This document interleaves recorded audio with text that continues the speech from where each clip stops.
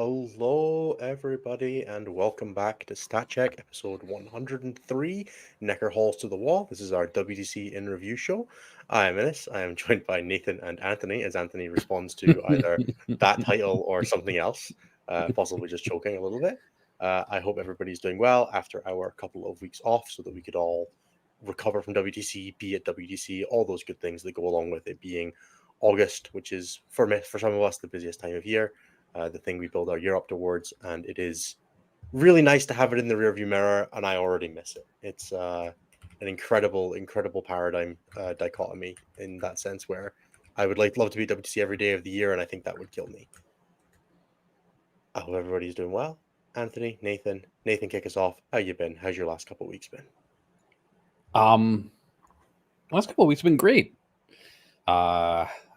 I don't do a lot of 40K after WTC for a little bit, like at all, like even thinking about it or anything, because For me, that's so much coverage and talking to people about 40K for like a week essentially before coming back to the real world and being like, oh, it's like a fuck ton of work that I have to kind of pick up after and do now because that's how life works. So I came back to like an email with an inbox with several hundred emails in it and was like, I guess I have to do this for a while. And so I've done that for a little bit. Other than that, do D&D still on Saturdays, which is kind of fun. I did pick up 4 immolators so I can finish up the last bits of my sister's army so I can get it painted and try to play it. And that's kind of it. That's just what's going on. I picked up Mass Effect Andromeda to play again. I don't know why. The worst Mass Effect game, and I've decided to replay it in my like very sparing free time at this point. And I went and saw the Deadpool and Wolverine movie, which was great. 11 out of 10. Would go see again just to pick Easter eggs out of it for the rest of the time. That's kind of it. fair enough. Anthony, how about yourself? How's your post WTC come down been? I'm tired. I am physically, emotionally exhausted. I am looking forward to the next couple of months of 40K being a much lighter travel season than I did last year. As it currently sits, it looks like between WTCs, I will travel for exactly 3 events, which might go down to 2 depending on how my outlook of singles develops. Whereas last year I did 6, 7, a lot more than that. What are you looking at doing? What do you say? What ones are you doing? Champs Cup in a couple of weeks as the stat check team plus John Lennon go forth and blow a team event apart. And Pyra would be the only other like travel one. Ideally we get all the lads across that we would normally do Alpine or even like maybe the Champs Cup team run back for BFS in April. It's not like travel for me. That's an hour from my house. I don't even think we'd get a hotel. We'd probably just all stay here. And yeah, so like it's going to be a lot less doing of those things, which I'm pretty excited for. You know, the WTC is kind of like a year-round thing now, and our result was somewhat disappointing. So we are going to have what I assume is a fairly extensive like reform process that goes into that this year. Obviously, not podiuming things when we had as much prep as we did this year and as much like talent on the roster as we did this year. So yeah. Yeah, I'm just kind of tired. On the upshot, Poland was dope, and I was there for a week. That was really exciting. Typhus's wedding was fucking beautiful. Congratulations again to him and his partner, Yulia. That was all lovely and awesome, and about as good a come down as I could have asked for from WTC to have some like nice, wholesome hangout and vacation content for my life. But yeah, 40K wise, I'm tired. I'm looking forward to Champs Cup. But like the Team USA stuff in general is definitely it beats up your mental health a little bit when you do it all year for multiple years in a row, and you're just like very results oriented. The pressure at the top of the event is immense. So yeah, it's been a process. Yeah, very fair. As for myself, kind of feeling the same as Anthony, obviously from a slightly different viewpoint on the tournament. As Team America, we're doing our best to maintain Pool 2, push to being one of the better Pool 2 seeds, and maybe eventually strapping into Pool 1. And we kind of hit a maintenance level year for us, which is fine. The event scaled up a little bit. We stayed roughly where we were, top 40% of the event, which fair enough. We're not too unhappy with that, but definitely more work to be done for next year. Growth and development for everybody on that side. As far as like the coming down of the event goes, it's been straight back into preparing for a bunch of tournaments. I decided to sign up for there's a Hellstorm All Stars, which is like a £2,500 cash prize tournament in a week and a half. And I was like, that sounds fun. I'll go and do that. I'm forgetting that it's like 2 weeks after WTC, 2 weeks before I fly to Dallas. So, just fitting in some more semi-international travel to my calendar. I think contrary to Anthony, between now and WTC, I have like 10 flying tournaments, maybe more. Couldn't be me. But I suppose that's kind of part and parcel of tying your entire income to being good at 40k, is that you have to kind of demonstrate that occasionally. So I'll be doing that a bunch over the next couple of months, hopefully.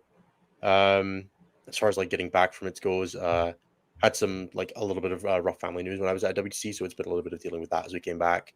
And then just relaxing a little bit, doing whatever passes for taking a holiday when your job is doing Warhammer. It's been interesting. I took a day and a half off, which I don't think I'd done since basically I started this back in January last year, which was nice. Just didn't do anything for a day and a half. It was great. It was the day and a half after I go back from WTC, so I slept for the entirety. Literally 30 hours of sleeping. Like I woke up for like 2 hours to have some toast, and then went back to bed. It was fantastic. But yeah, outside of that, what have I been doing that isn't 40k related? I started playing Sunless Sea again, which is a game I used to play back in like 2014. Nice. And it is agonizingly slow, drives me mad. And I just sit there and I'm like playing something else on my phone while I play this game. It's great. It's like an idle game that hates you. That game's so much fun though. It is really fun until you're like pressing the go faster button to make anything happen occasionally. If you'd like a nice hyperfixate, I've been playing Path of Exile since I got back, and that's been quite good. It's a good one. Yeah. I think that's part of why I've been playing Andromeda is I was just like looking for something to like hurl my ass into to like not think about things for a little bit. Find a good old RPG in us. Go find something that'll occupy your brain. No, the idle game that hates you is the one that's been working for me right now, because I never finished it when I first played it. So I'm like, I'm gonna play through it again. And I've now killed 5 captains, increasingly getting mad at every single one that dies as I get deeper and deeper into the game. Rough. Roguelike's brutal. Outside of that, yeah, it's just prepping up for tournaments. I've been playing a bunch of GSC recently, which has been good fun. I came away from WTC having played Dark Angels for War Masters and then Tyranids for WTC, and I played against a guy from Team, I'm gonna say Cyprus. Really sorry if it wasn't Ryan. Team Cyprus, who was playing 7 Greater Demons in the singles, which just looked like a great time. And then I had also been speaking to Eric Latherus about his Genestealer cult list, and I kind of had 2 roads diverged in a yellow wood when I got back of like, am I gonna go play 7 Greater Demons or 100 GSC infantry? And the 100 GSC infantry was easier to put on the table, so I was like, all right, I'm going to play that. And it's been really good fun. I've been having a good time with it. I think it's a little better than people are giving it credit for, and I'm probably almost definitely taking it to Sheffield. And we'll see how day 1 of that goes, and then we'll make a decision for Champs Cup and beyond. Team Malta, that does sound right. Yes, Team Malta. So yeah, it's an interesting period in my life as I'm like, all right, Dark Angels, I've got the list. Whatever, you can borrow that, Chris. I'm going to go play Genestealer cult. Brilliant decision that I am thoroughly not regretting right now, because it's been good fun. I've played like 6 games since I got back from WTC. It's been nice just playing slightly lower stakes Warhammer. Yeah, right. I was looking at getting into like something new, and then I just like haven't, because we had Champs Cup, and I was like, oh, a team environment. Guess I'm playing World Leaders.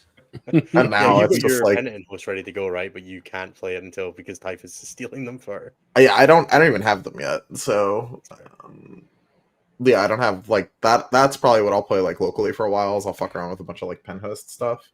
But like I do have the October marches ever closer where I have to play Deceptors. So I did spend a good 2 hours on the plane writing Deceptors lists on the way back home because I was like, oh shit, that's the thing I have to do. So maybe I'll make like a channel in the Discord or something that just like follows my Deceptors progress, so that people can keep an eye. Descent into Deceptors. If you do like a proper right every time you come up with a list idea that you think is reasonable, you like play a game with it, put some pictures in.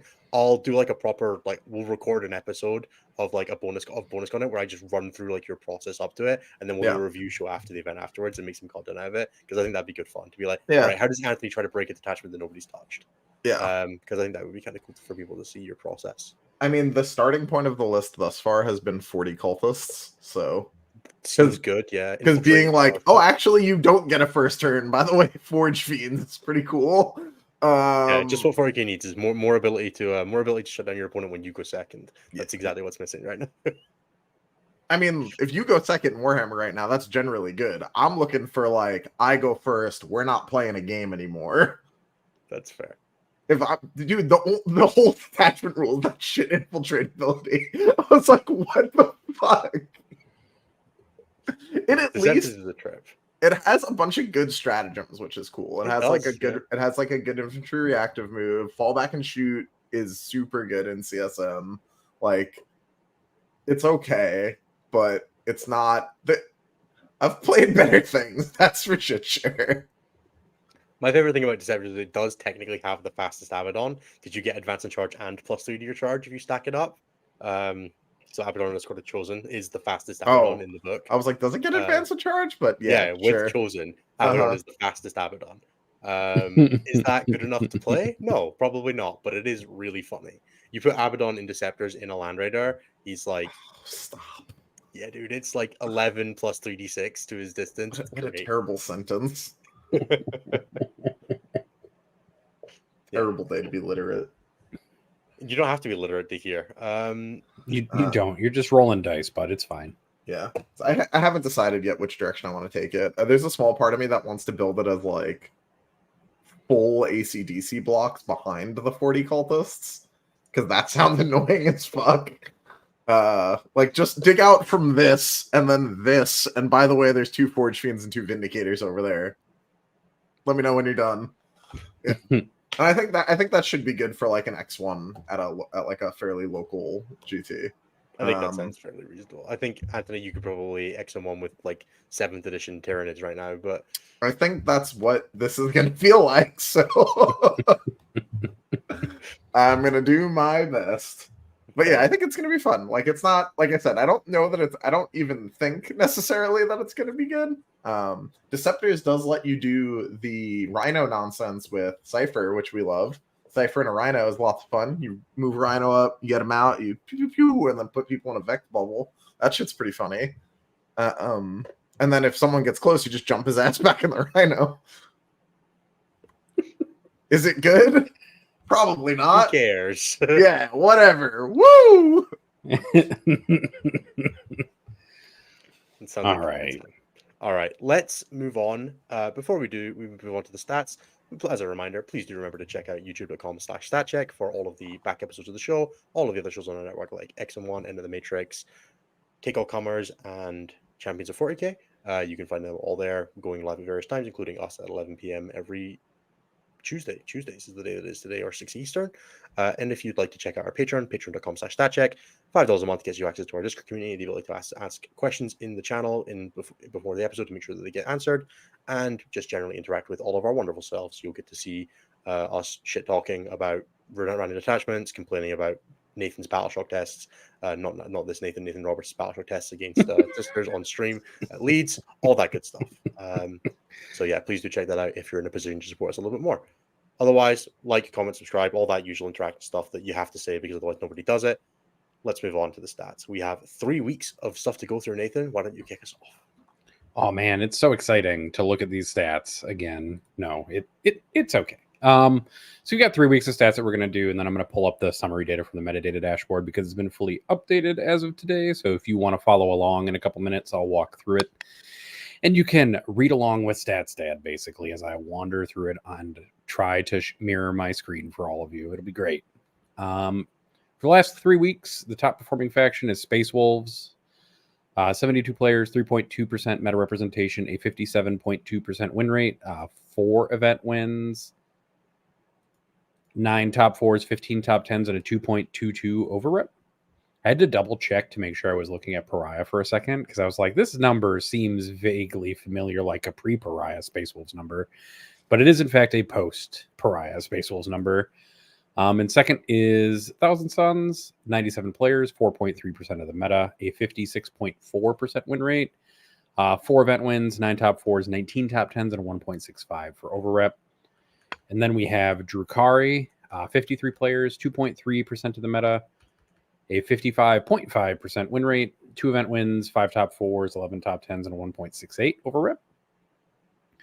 Sisters in 4th place, 125 players, 5.5% of the meta, a 54.6% win rate, 4 event wins, 10 top 4s, 19 top 10s, and a 1.42. And then rounding out the top 5 is Blood Angels, 116 players, a 5.1% meta representation, a 54.4% win rate, 1 event win, 6 top 4s, 19 top 10s, and a 0.92 for Blood Angels. And who can guess what the 6th place faction is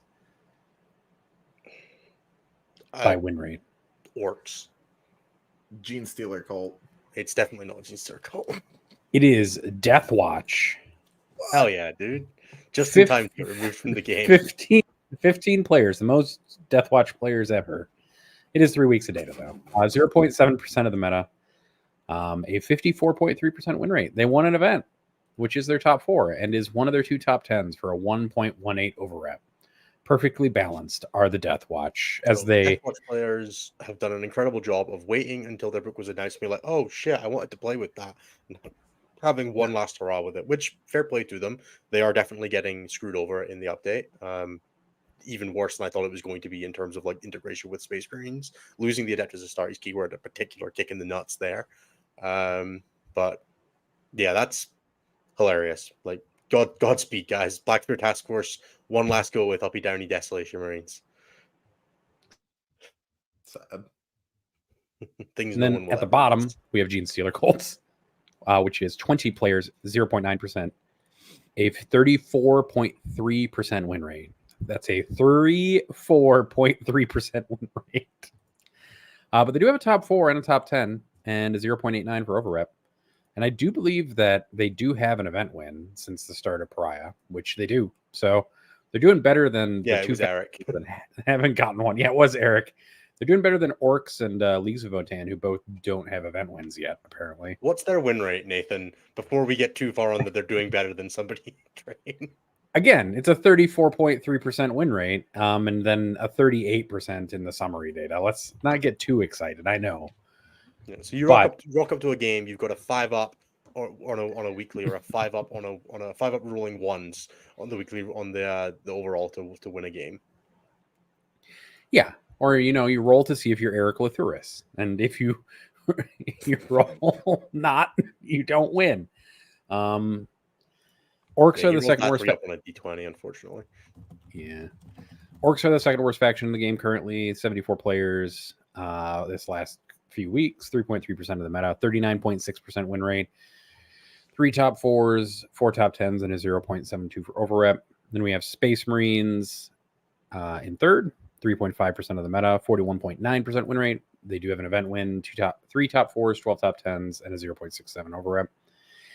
Chaos Space Marines, 116 players, 5.1% of the meta, a 43.6% win rate, 1 event win, 4 top 4s, 12 top 10s, and a 0.61. And then rounding out the bottom 5 is Custodes, 86 players, 3.8% of the meta, a 45% win rate, so just in the window. No event wins, 1 top 4, 9 top 10s for a 0.21 overrep. Pretty abysmal for Custodes. CSM for me have to be the army that's the most like misplaced between players' perception of it and where it is. Because when I speak to people, they're like, "Yeah, Curse Cutlass is one of the vessels in the game, and like Renegade is pretty good." Like you've got people like Josh Roberts who are playing it pretty recently, and then it's like doldrums on win rate. It's so strange to me, but I mean, that GT win is Josh Roberts as well, I believe. So CSM is good. It's just not good in a way that's very exciting. that's fair. Also, because like rubrics are good. it really wants its opponent to not have a lot of games against it. In what sense? Like a lot of the tricks of Renegade stop happening when you're like not like, oh, I'll tag this just for the sake of tagging it, and then they double move and table you, and you're like, whoa, I didn't know that was gonna happen. You That is- forget that they can re-roll all sorts of stuff when you stand on objectives, and so you Usually don't just not actually. stand That on one objectives. requires a transport. But like the Kill those with prejudice. yeah, if you get rid of the rhinos, that detachment loses a significant portion of its effectiveness. But I will say my favorite thing against playing against the ACDCs is charging with rock grinders and being like, go ahead and fall back. Desperate escapes on everybody. They got the old Warp Talon roll. That's good fun. I enjoy that. oh, that is funny. Like, you You gonna have to charge me roll- again? Per When you model? desperate escape like that, do you have to roll like the mutants? No, you and roll the... for every model in the Oh, squad, okay. and then you remove. It's like disembark casualties. But usually, if you charge them with a rock grinder, they don't have many of the little guys left, or any of the little guys left. That tends to help. So Yeah. it's been good fun in that sense. Right. Now I'm gonna click some buttons to share my I think screen. I wanted to say one more thing. I think orcs. I think we all kind of acknowledged this when the book came out. Maybe some of us were a little gleeful in our enjoyment. That book got screwed over a little bit. I think there was a lot of talk when the orc book came out. I think someone said this in the comments that like, or in Discord that book was very hyped up when it came out as being like really well internally balanced and all that stuff. And the second Mega Novels got punted, it feels like it's dropped off a cliff, and everybody's like, yeah, that book's terrible now. And it's like, well, if it was really well internally balanced, like and really exciting, why is nobody playing it now? Well, no one's I think playing if because it's just not very strong. But Yeah, it is fairly well internally balanced against the builds internally. It just is not that good, so it doesn't see play. Because despite what everyone always says, it doesn't actually matter how flavorful something is at all in competitive 40k, because that's not what anyone gives a shit about. If it's bad, it doesn't matter. That's why you have to buff things for them to be good if you want them to see play. Yeah, I really think orcs should get like start of turn Wa is probably the easiest fix that like makes them at least feel okay, and then like a couple of like quality of life points improvements probably gets that book a long way to feeling good. Yeah, But I mean, we don't have to, it doesn't have to get crazy. Just give them Exactly. start of turn wall and pull the points down. Ta-da! You fixed orcs. yeah, Custodians is another one that kind of surprises me. Like that book felt really solid for us at WTC. I don't know how the other teams that felt had it. I know for Poland it was one good of for their high Poland. scorers. Yeah. Yeah, like it feels like the shield host build that's just kind of generically, it's like 2 of every data sheet, right? It's 2 Wardens, 2 Caladius, 2 Venatari, 1 Shield Guard with Thraxus, which I know is probably on its way out because of the Agent's book. But like that build felt fine. There's not a lot else in Custodies, which I think is a kind of a loss, and they are about to get hit with the Agents changes. But I mean, the overall, agent I think changes might be just like a side grade, right? So. you lose the indirect on Thraxus, which is kind of a big deal. Yeah, but some of the fucking assassins now are wild. Yeah, for sure. Like they are very good, but it just kind of like Custodians are already quite points tight, right? Like if the Eversor and the Calidus go up in points, like can you still fit them in, right? You're cutting Draxus, but it just it feels like a fine book, but like same as Orcs, right? Like it's fine but a little boring. And I think it's okay for Custodies to be fine but a little boring. I think that book is it rides the knife edge, and the other side of that edge is overpowered and fucking everywhere, and that's much worse for the game. So just let Custodies be a little boring, and that's all right. Yeah, that's true. I feel like you could give them the -1 to hit Qatar back, and we could stop talking about them for a while. But yeah, just don't give them anything and just let them be fine but a bit boring. That's okay. That's possibly also true. Maybe Agents will give them some spikes. You can put in your double navigators and battle shock people. Good luck. Nathan, right. I'll let you move on to doing the dashboard stuff.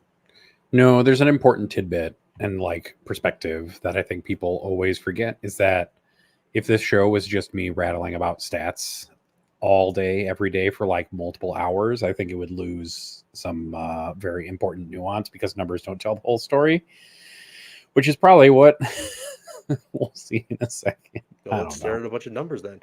Yeah, so we're going to stare at at the bottom there. Can't wait to increase that number. right here. There's plenty of room for you to do it. So Gene Stealer Colts are at the bottom with 38%, 61 player count, 1.04 over rep, 1 event win, and 1% of the player population. They are the second least played faction in the game. The least played faction in the game is Death Watch. And Deathwatch aren't a faction as of tomorrow, Saturday. Yeah. Saturday. Yep. So at the top of it, we've got Drukhari still, 58% win rate, 2.25 over rep, 10%, 4-0 event starts, 8 event wins, while making up 3% of the player population. I guess Drukhari are just the dominant faction if you look at analytics. It's wild to me that they have more event wins than anybody except Sisters. Like, I don't. Insane to me that's like, I don't think Drukhari are bad. Like, we took them to WTC and we were very happy with them, but Well, that makes the one fact of us. no, that's fine. Each their own. I mean, they were swingy, like, but that's not valuable in some senses. But the fact that they are the second most event wins behind Sisters, which I think everybody kind of is on board with being like wildly one of the best armies in the game right now. I would not have Drukhari in like that top 5 conversation, but the fact that they're up there consistently shows that like at the average level of play, they're doing very well. Yeah, I don't think I would take Drukhari in 10s. Like they're just not like, I just don't think they're good. Like I don't have like a good way to put it. I just don't like. I don't see the lose path into Drukhari for like anything that I would consider. Basically anything else that's here in the top 5. Like they're good into specifically Blood Angels. Usually. And then everything else here is kind of like touch and go. I could see them beating demons, but I also don't think they deserve to be that high.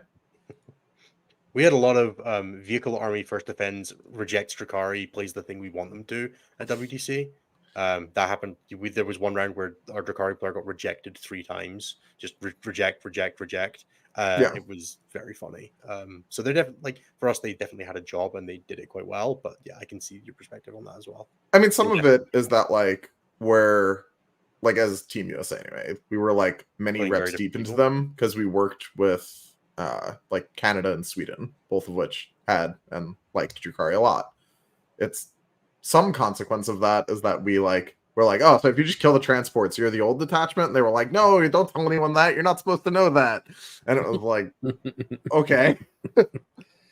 If all buffs flow through this one unit in that index, I think everybody has kind of realized this one T6, 6 wound, 6 up invuln fucking box is the entirety of your power. What happens when it dies? What happens if I grenade it? Yeah, like what happens if I grenade it, then shoot it with some pistols? Like if world leaders can kill your transport in the shooting phase, you're not a real army. Oh, brutal. That's possibly fair. In second, at least how this is sorted by win rate, we got Thousand Suns, which I don't think anybody really disputes. They have a 57% win rate, 1.55 for over rep. They make up 4% of the player population. They've got a 13% 4-0 start, which is just wild times. So many. And 6 event wins.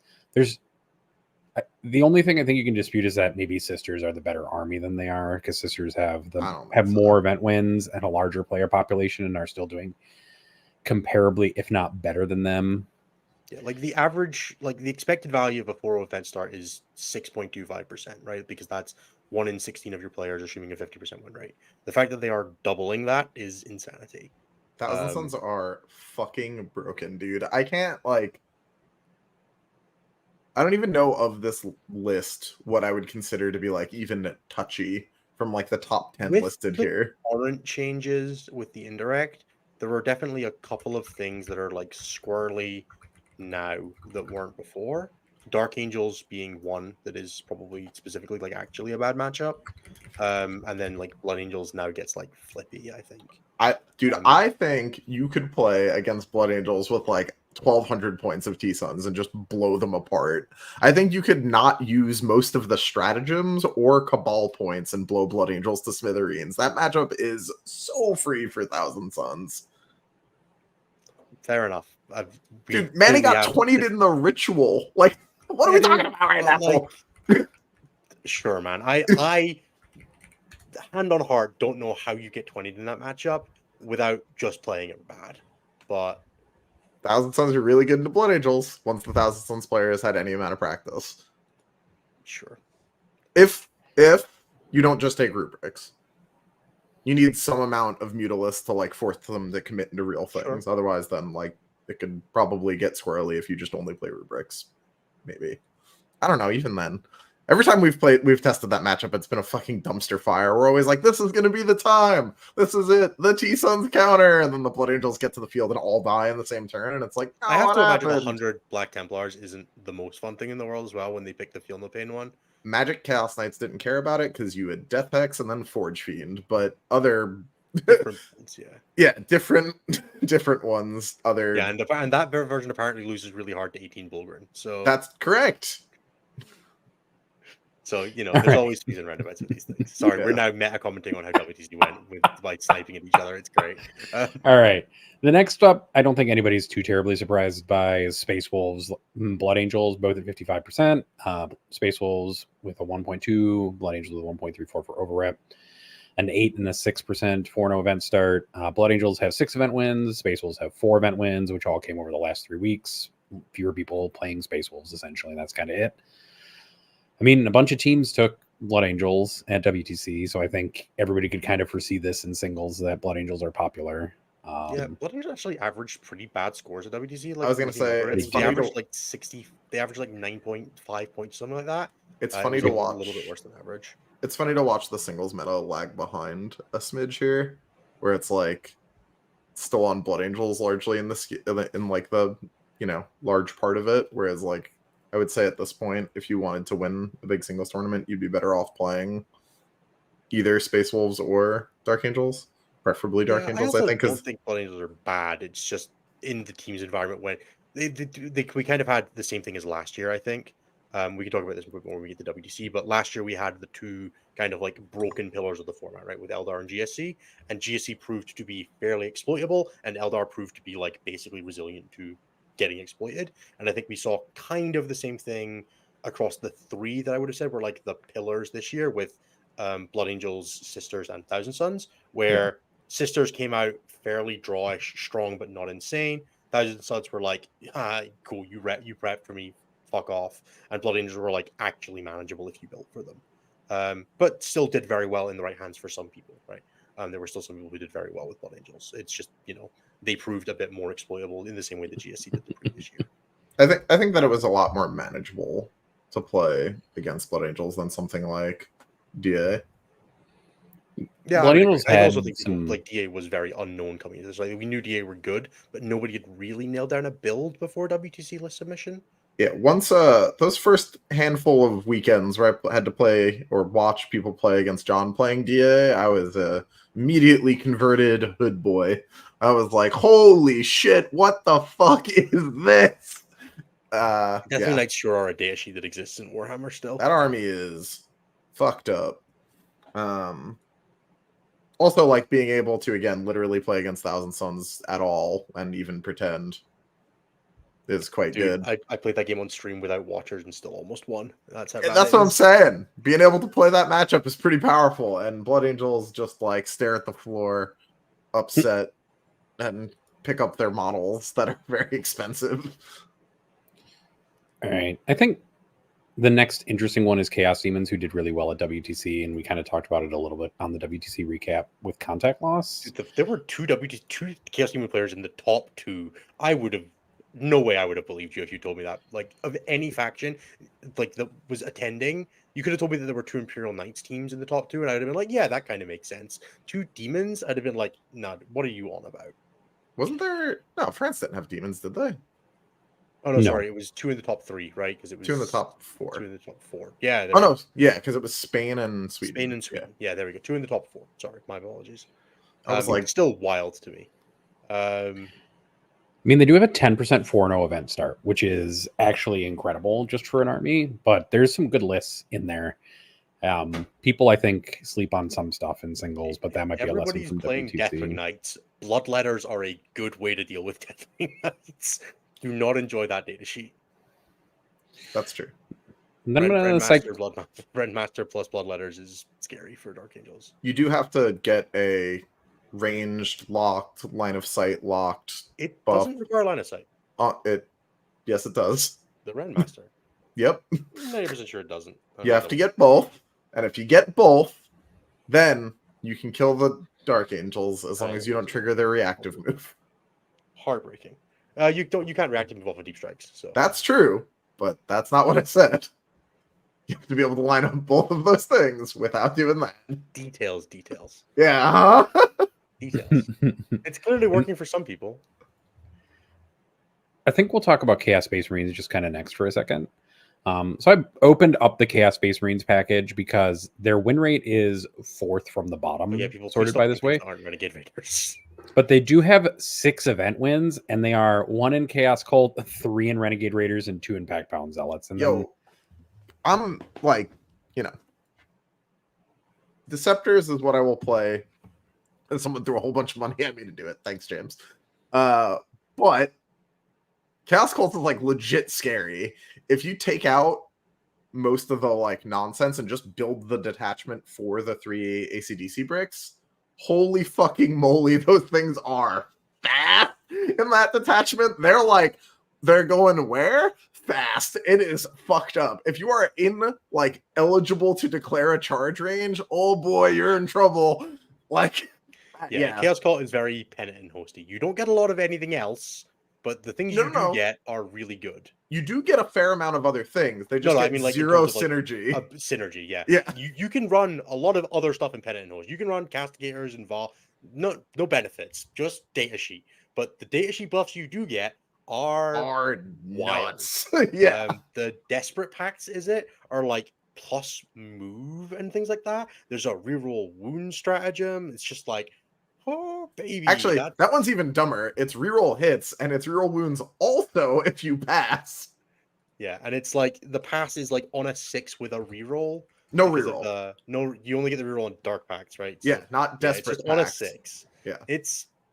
It's a data sheet that's like ride the lightning. You might just fail a bunch of those pacts on the turn it really matters and kill half your army. Dude, even then, one of the fucking things, one of the regen 3 torments. No, fuck that noise. One of them is +1 attack or +1 strength if you're below starting strength, and +1 attack if you're below half. So you're just murdering shitters with these desperate packs, and then you get in a melee and your torments have D6 +4 attacks each, and you're just like pasting big knights. Oh, it's so dumb. Yeah, we were on the edge of taking something like that for a minute there instead of Tide, and I wish we had, but like, holy, that build is fucking wild when you do it.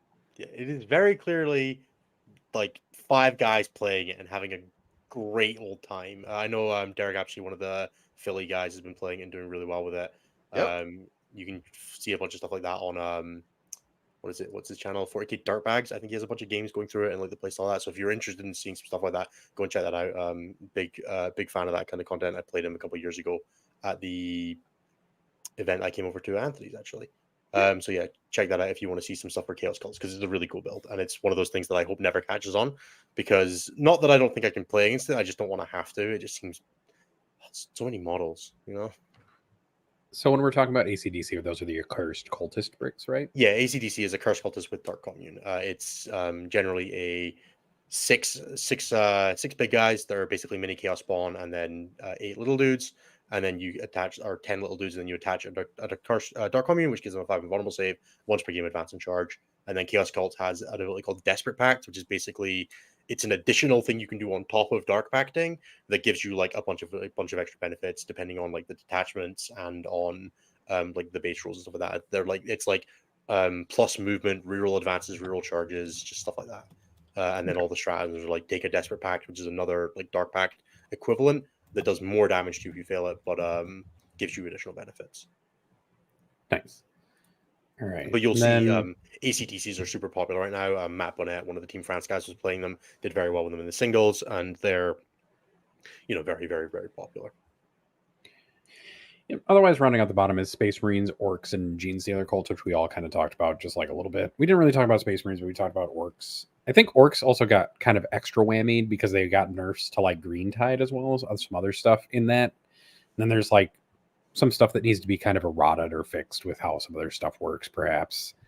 Dude, the fact that war bosses and transport still doesn't work is hilarious to me. That getting codified is the dumbest shit of all time. Also, I think Orcs mostly at this point suffer from like competitive abandonment. A lot of the same ways that like, this happens literally all the time. It happens to Custodes, it happens to like Eldar, like it happens to all sorts of stuff. The Eldar are legitimately just like only okay right now. Yeah, like this happens fucking frequently, and orcs are feeling the effects of it particularly badly. And do you guys think there are any other hidden gems in here? I don't. I think Nids is probably very quickly worth talking about as the literal most played faction right now, but kind of sitting in the doldrums. I think Nids are really good right now. Like obviously, I took them to WTC. I was quite a believer in them, and they've been doing very well. We just seen Nathan Roberts of StatCheck go to the finals of the Lead Super Major with Crusher Stampede. Dual champion from one of the French guys went finished I think 7th in the War Masters, going 5-0-1 with an Invasion Fleet build. There were obviously a bunch of them at WTC doing really well. I know Lucas Woback playing a Vanguard list went 6-1. Like they're very clearly very good, but their stats kind of don't really support that. I think the only one that's kind of like, well, yeah, I mean, if we look at the stats there, none of them are particularly doing well. Assimilation Swarm is kind of clearly the weakest. There is not even any data for Endless Swarm, which is hilarious to me. I mean, imagine playing that right now. Literally no data is hilarious. Like I can't. Yeah, I mean, imagine playing that when Call the Horde exists. But Yeah. Or when you can't reuse any of the stratagems to bring yeah, all your you can shit only back. bring back gargoyles once now, and yeah, no, it's definitely rough. Yeah. But like, it really does feel like Tyranids, you know, for having a lot of players, like literally the most played army, like excluding like combined Space Marines, having like that low a win rate is definitely like a signal that I think they're a kind of fragile army. There's a lot of ways for it to go wrong when you play them, and it's really easy to build a bad Tyranid list.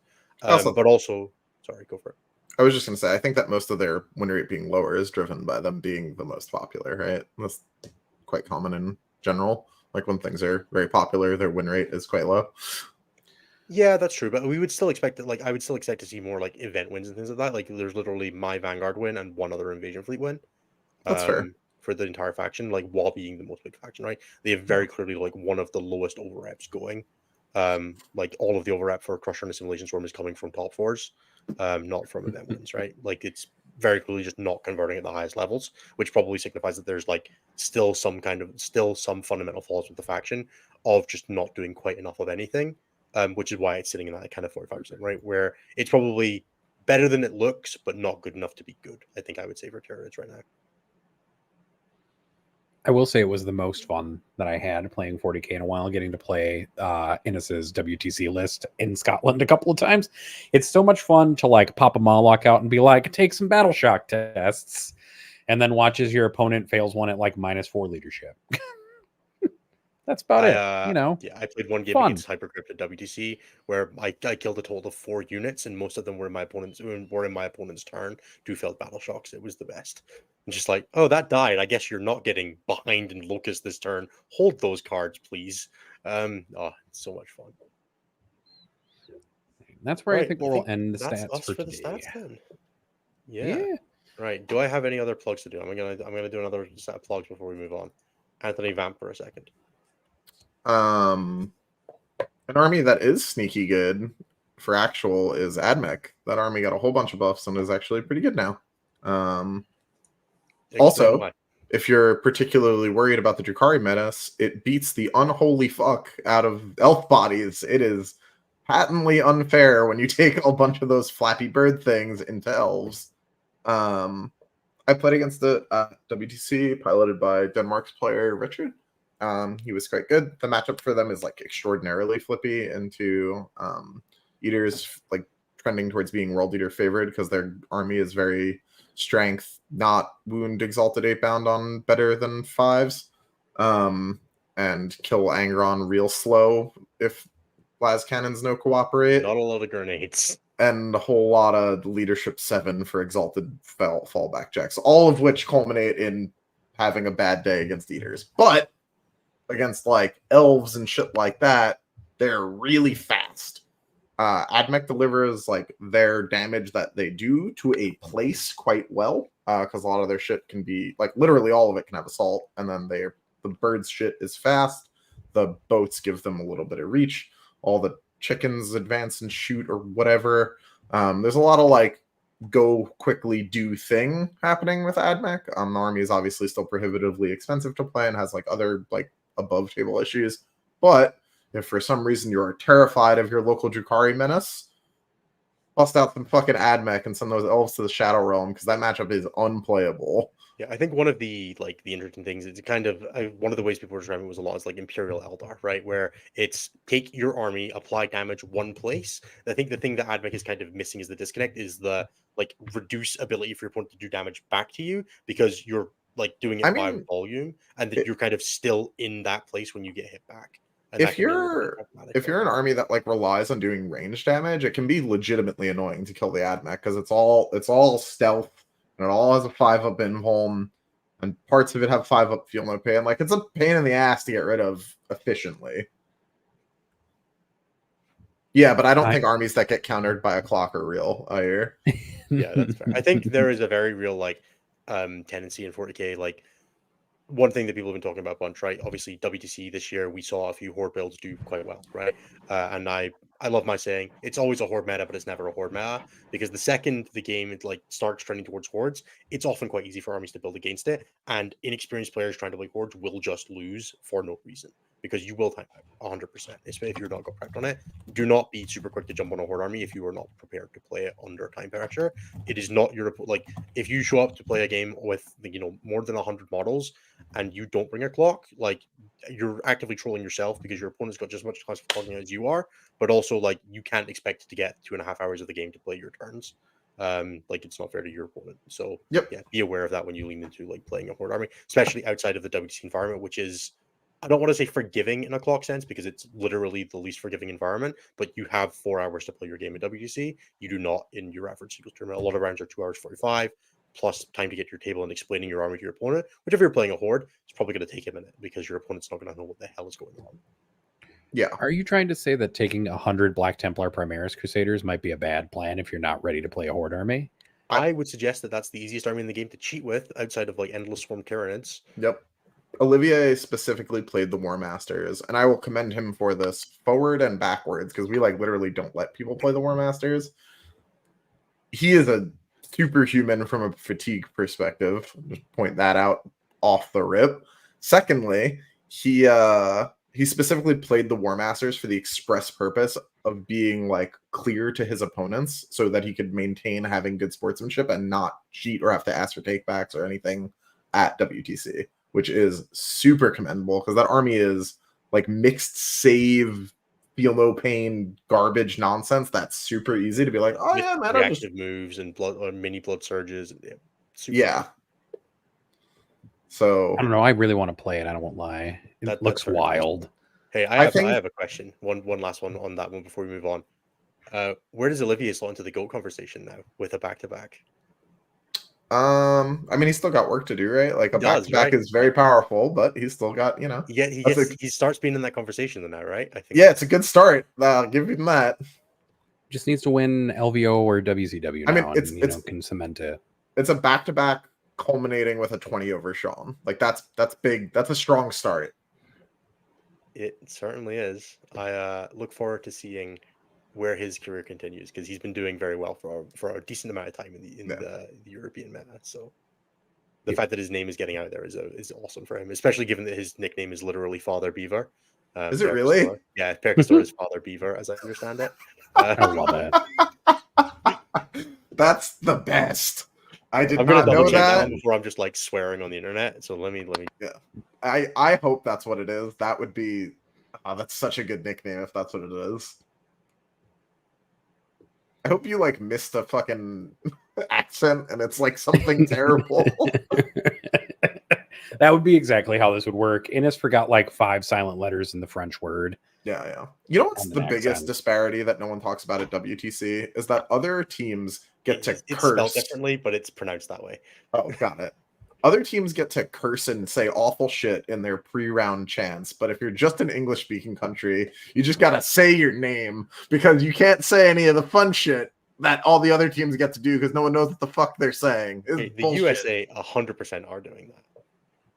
What? Yeah, we just have to say our name. Australia, we're 100% swearing, right? Like, I don't know what theirs was. I have no idea. I assume it's still big dick energy, right? Like, I don't think it was this year. Actually, I remember vaguely hearing it, but yeah. Yeah.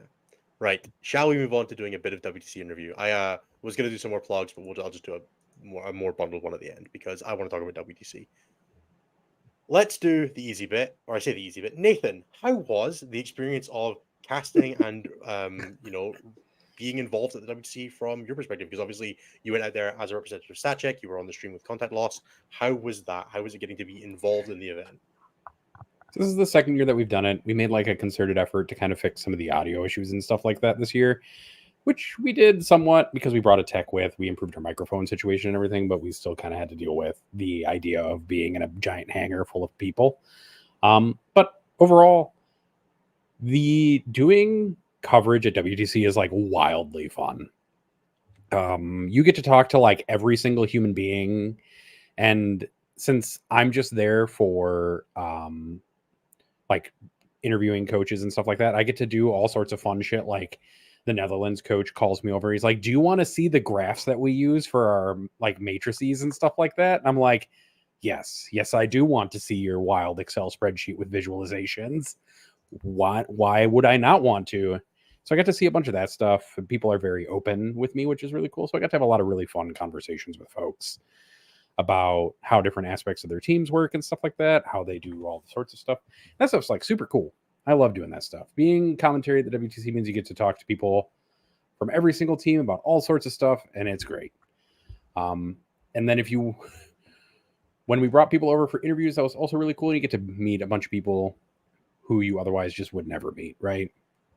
And then I got to reconnect with a bunch of people who I met either more recently at Tacoma or who I met last year. And then some of our last round interviews with the captains of Team Spain and Team Sweden were like very illustrative of all the background stuff that happens in those rounds for like pairings and adjustments during rounds and stuff like that. So if you want to see kind of how the like inner workings of those teams worked in during pairings and then post pairings and making adjustments during the round, watch like the last round of coverage from Contact Lost. It's really, that stuff's all a blast, and I would do it again in a heartbeat. I don't know. I have a ton of fun. War Masters was an epic disaster, though.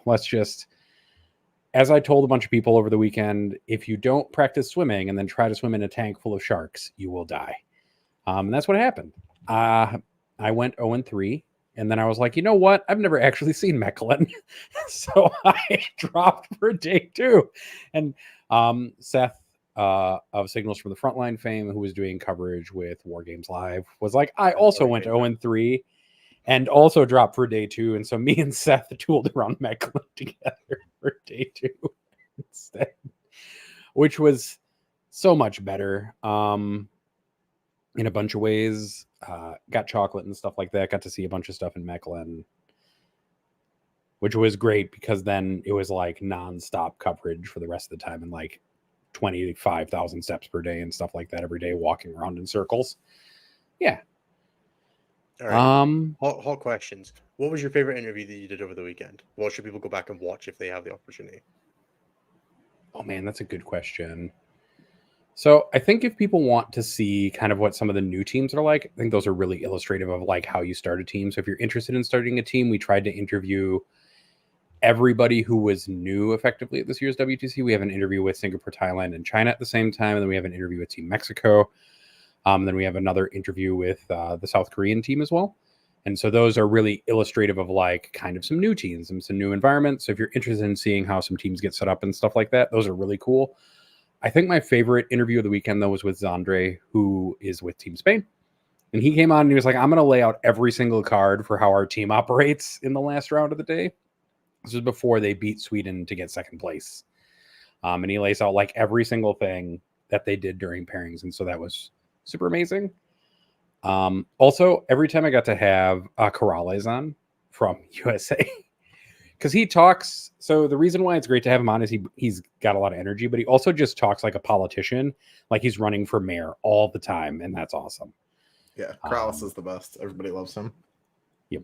And it's hard not to get hyped for a round or for WTC when you're listening to Corrales get interviewed for stuff. I'm trying to think back to the interviews where people gave each other a bunch of shit.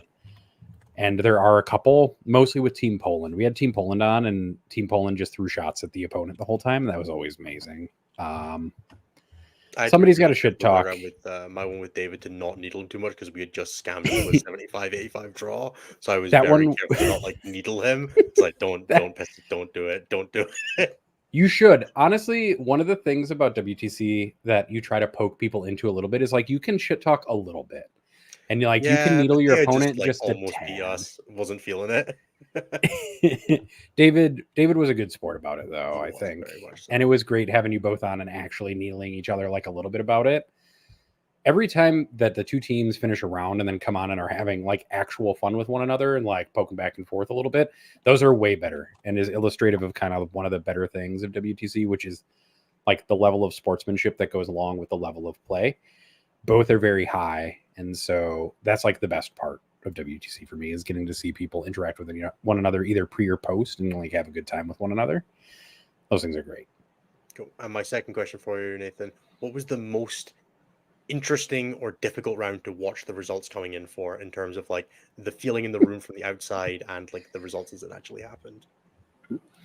So one of the things that I talk to coaches about the most when I come around and talk to them is like it's really hard to gauge how things are going from talking to coaches and captains who aren't playing, because I'll come up to them 15 minutes into a round and they'll have like one opinion, and then I'll come up to them like 45 minutes later and it will change dramatically, and I'll come back to them 45 minutes later and it will change dramatically again. It's like a roller coaster ride of things that are going on. But from a coverage perspective, the best one to cover, but also the hardest one to cover was the USA Poland round, because that came down and was really tight. And then working with contact loss, and since they are basically Polish patriots all the time, made that like an especially tense round for them because there were like a lot of expectations and stuff like that. And then the last round was really interesting because the field was really open, and so it came down to kind of the last couple of seconds, like they were hiding results from the round and stuff like that to keep people from knowing like what they needed to do in order to break tiebreakers and things. So that round was going down to like the last possible second as well. And there were a lot of possibilities for different things. And I think at the end of it, we were watching just one game left between France and the United States, which was Lucas's game, I believe. And where France needed 1 point essentially to win. And that was kind of it. Yeah. So that round was really interesting to watch as well. Also, Nathan, thank you for your perspective. I will go next as the underperformer of the group here. I am gonna not talk too much about War Masters. I'm actually gonna try and record a separate piece just going through War Masters. I'm gonna try and do some more long form video content separately to the live shows. So I'm gonna save my War Master for that. But I think the summary of that was I played it. I came 9th, which was really awesome. One above Liam. Now was he undefeated longer than me? Doesn't matter. We weren't playing Path to Victory. But that was really awesome. I won Best Imperium for the second year in a row because the guy in the other two Imperium players that finished above me both decided to finish in the top 4 and be ineligible for that prize. So sucks to suck. That was really awesome. Playing the Dark Angels was great fun. I really wish I had watchers, and I did play one game on the War Games live stream, which people can go back. Tabletop live stream, which people can go back and check out if they want to see my one loss for the tournament against Florian from Team Netherlands on his Thousand Suns. As for WTC itself, we finished 3 wins, 2 draws, and 2 losses for Team Scotland this year. So we finished on 8 points. The year before we finished on 9. So we finished 16th of 40 as opposed to 12th of 36, which overall a little bit of a step down, but we did nice. Thank you, Pickles. We did lose Brian this year to some people who didn't even use him very well. So honestly, Brutal. made both of our teams worse for that. We used him fine. You made both our teams worse. That's the actual net result of what happened. But thank you. I guess that's technically true. So yeah, that was pretty reasonable. We finished 1-1-1 in pods, which was definitely not what we were hoping for. When the group draw came out, obviously we felt like we were pretty competitive with Netherlands and Northern Ireland. But what actually ended up happening was partly they put in just as much prep as we did before the event, which made a lot of difference. And also their lists were much better built for the pod stage than we were. Which was definitely something that I kind of noticed as I was going through the pairings. I was like, our matrix into Northern Ireland was the worst matrix we had of any team at the tournament, including Germany. It was completely brutal. As I just looked at it, I'm like, they have like 5 lists that are perfectly built for supply drop, and we have none. They had like Hypercrypt. They had Hypercrypt with like Catan and a Wraith Brick. They had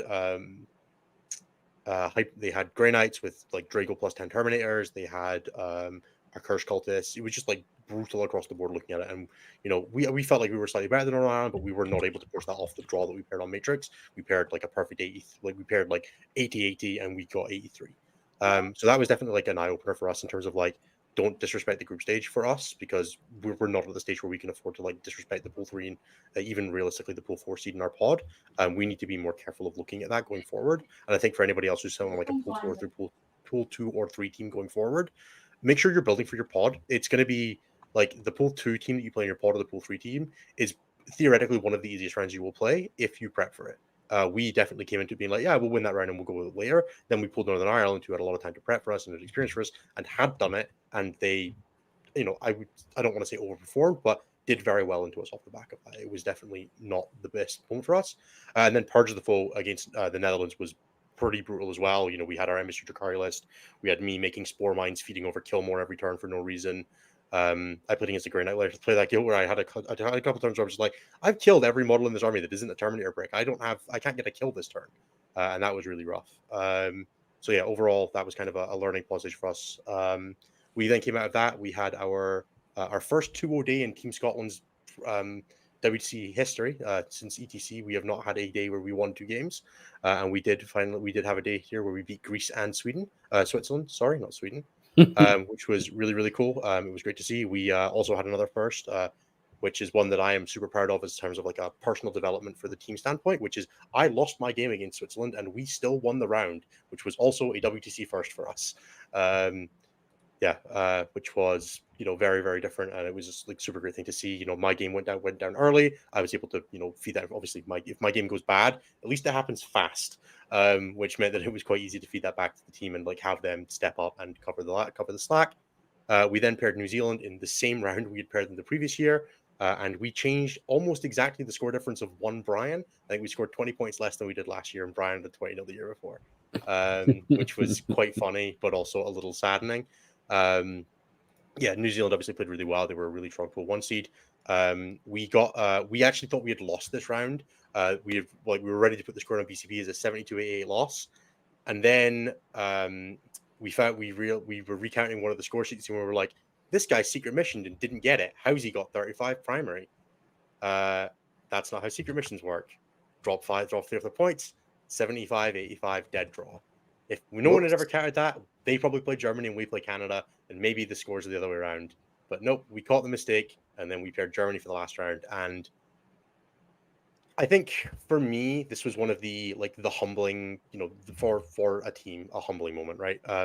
You want to sit there and you're like, yeah, hey, we're pretty good at Warhammer, right? We're at WTC, we're doing well. We're at this point, we were sitting in, I think, 10th, which was, for Team Scotland, very respectable. We were three wins, 1 loss, and 2 draws. We paired Germany, and we're like, hell yeah, this is a chance to do our best. These guys are not having the best year they've ever had. They're in theory one of the weaker pool 1 seeds. I doubt they've prepped for us. I just spoke to Malta at the event. I don't think they'd read our lists before they sat down to pair us. And we sat down and I did pairings, and our matrix spits out 97 points prediction. I'm like, sweet. There's a lot of room there for things to go bad. There was not a lot of room there for almost everything to go bad, unfortunately, and we got dismantled. And it was one of those ones where you're like, there's a lot of room to grow here. We ended up having 3 games that were on Matrix and 5 games swing down a lot, and it was difficult to watch. I think by you have some of those rounds where you're nail biting till the end of round 5, till the end of the 8th game. You're all sitting there, you're waiting, you're like, right, what's this last game? I feel like by the 4th result in, everybody was just away trading dice and swapping when their games were done, because there was it felt like the round energy was really low. And I think that's a shame. And that's definitely a working point that we've got going forwards, is that, hey, we got an opportunity to play against the pool 1 seed. And it's why I would never trade that draw against New Zealand away to get a better placing, is because that round against Germany taught us more than almost the other 6 rounds did combined. That there is so much more room upwards for us all. And that, that's where we got to get to, or make a decision about whether we want to get there or not. And I think that's the challenge for Team Scotland this year, is making that decision about how and why and if we push for that next level up. Because, we've seen what it's like now. And yeah, I wouldn't trade that experience for placing 3 to 5 places higher 100% not a chance. One of the interesting feedback bits that I got from some teams during interviews was that they wish they'd done more prep into not just seed 1 teams or seed 2 teams, and that they'd done a little bit more prep into new teams, especially because some of the new teams did really well and kind of punched some teams kind of out of the blue a little bit. So definitely Shout out can to see Singapore, people Thailand, who finished 4-3 in 15th, one above us. Yeah, they managed to mirror basically, I think, New Zealand's score placement last year, so they'll probably be a seed 2 team next year as well. It'll be really interesting to see how that goes. They also got best newcomers as well at the event, so there's definitely some room for those new teams to just come out, and sometimes people just don't know who some of the big name players are on those teams, and they get to learn a little bit about how those are. I think Francois got to learn a little bit from one of the Singapore Thailand players. So that's fair. Fred from Breaking Heads has just asked, what would we have needed to win versus Germany? It's really difficult to say because, I know how my game went, and I know that, I felt pretty comfortable in that one. We had a couple of games, our drawish games basically panned out, right? We had our 10-10 into Valentine. We had our Custodians get a 9-11 into Sisters. I got my small win into Dark Angels, but across the board, it was just all of our flippy matchups. We lost either the skill check or it could have been anything, right? It could have been not dealing with the fatigue of the event very well and being, 7 games deep and not dealing with as well as Germany, who are more practiced than us. Or it could have been getting outskilled, or it could have been, a lot of different things. And I honestly haven't sat down with the 5 games that went bad and spoken to them about why. A lot of it, I think, was mismatrixing.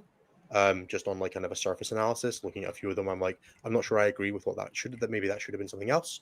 And then maybe that would have changed our pairing strategy, and we could have paired for a closer draw if we'd had better information. But obviously, better information is part of being a good team, right? But then, yeah, also player skill. I think just in general, more practice into some specific matchups, and having a better idea about specific games, specific matchups, specific terrain sets as well. I think that's kind of the things that we need to be looking at for next year. I think one of the things that I've said as a goal for next year is not to increase the amount of practice we're doing, but to focus it better. Because I think at this point, if I try to make people play more games of Warhammer, they're going to start either having to get divorces or kill me. And I think that there's probably a very real amount of that. I know the guys on the Matrix were talking about that, how it's been very much hitting a ceiling for the amount of effort they can put in. But finding ways to concentrate and direct that effort better is going to be one of the goals for this year, for me personally, at least, and then for the rest of the team if they'll listen to me, or let me be the captain again. Is kind of the main thing. So yeah, I think that's kind of the long and short of that. But it's a really good question from Fred. Also, if Germany could have just been a lot worse, that would have helped us win as well. Potentially, Arna could have fallen over, tripped, and fallen asleep and let Bruce play 5 turns by himself on his clock time. Lots of options. You just got to feed the German team some scotch during the round, like a whole Yeah, bottle of that was another scotch one, each yeah. round. Go. Yeah. I will also say, someone asked a question about doing pairings for the last round on stream. We offered with Germany, but I think it was going to be too much of a pain with the stream setup to get it done live, because obviously we didn't have graphics available for that and stuff like that ready to go. But it would have been really cool to be able to do last round stream on pairings. But I think it's one of those things that it requires both teams to be chill with it in round 7 and just prepare the graphics and all of the stream setup in advance for one round. It feels like it's a lot of difficulty in doing that, unfortunately. I think one of the things that we want to do, so we do want to stream one round next year to do pairings, but I think what I want to do at some point is have some people from Static on, like UNS and Typhus and stuff like that, and just have you two go through a round of pairings or something like that, just so people can kind of understand what pairings actually looks like from a practical standpoint, and how people actually go through those kinds of things. It might be something we can just do at Champs Cup or something like that. Yeah, I know the last year End of the Matrix did an episode with Lennon and Pumbaa going through the USA America pairings and what they were looking for, what traps they were trying to set for each other and things like that. And that was really, really awesome. I think it's like End of the Matrix, Poland vs USA or something like that. If you want to go back and look at that from last year, it's one of the best pieces of pairings content out there for anybody who's trying to learn or understand pairings better. And I would strongly recommend it. Right, Anthony. That's my bit. Unless anybody has any more questions they want to move for me, and then we'll let Anthony have his piece. Oh man, what a rough year, dude. So I feel like we were pretty up there in the favorites going into the event. I would say we were probably one of like the top 4 teams. Like, you know, in terms of like looking at people that were like favorites to win the event. Personally, I had it as like us, Poland, Germany, and France. Basically as like the top 4 or so going in. And I think that there was just like, you know, some small things or some fairly large things from like a comp perspective that kind of hamstrung us. Eldar was obviously quite bad. The orcs didn't exactly hold up in the way we were having them pan out in practice, and that ultimately led to where we landed, which is 5th with 2 losses. Our 2 losses were by a combined 4 points, so that was a heartbreaker. We had no draws this year, so it was just the clean 5 wins, 2 losses. Obviously, there's like lots of little things that can go, you know, one way or another. And I had a pretty good conversation with Typhus after the event, obviously, because we were quite bummed. And he just said that, like, you know, WTC wins are like a marathon, not a sprint. You have to just stay as consistent as our team's been. And eventually the run kind of pans itself out that, you know, things work out that you get to win. But yeah, it felt bad. The narrow miss into Poland was like, okay. And then we had, you know, we recovered from that really well, which was a great growth point compared to like our 22 year, where like we drew against the Aussies and our mental exploded. And then we got obviously fucking battered by Poland as a follow-up. Whereas this year we took like a true loss and then rallied and played well and, you know, like dominated Denmark, beat England with like a really sound like pairing strategy that the boys put in a whole bunch of work to figure out, which was essentially like keep 7 games close and then blow out Manny in the scrum, and England was kind enough to let us execute that. And the general, like, most of the things about the team I think kind of went well, but like some, you know, some comp problems and like some decision making problems kind of down the stretch, you know, that makes the difference.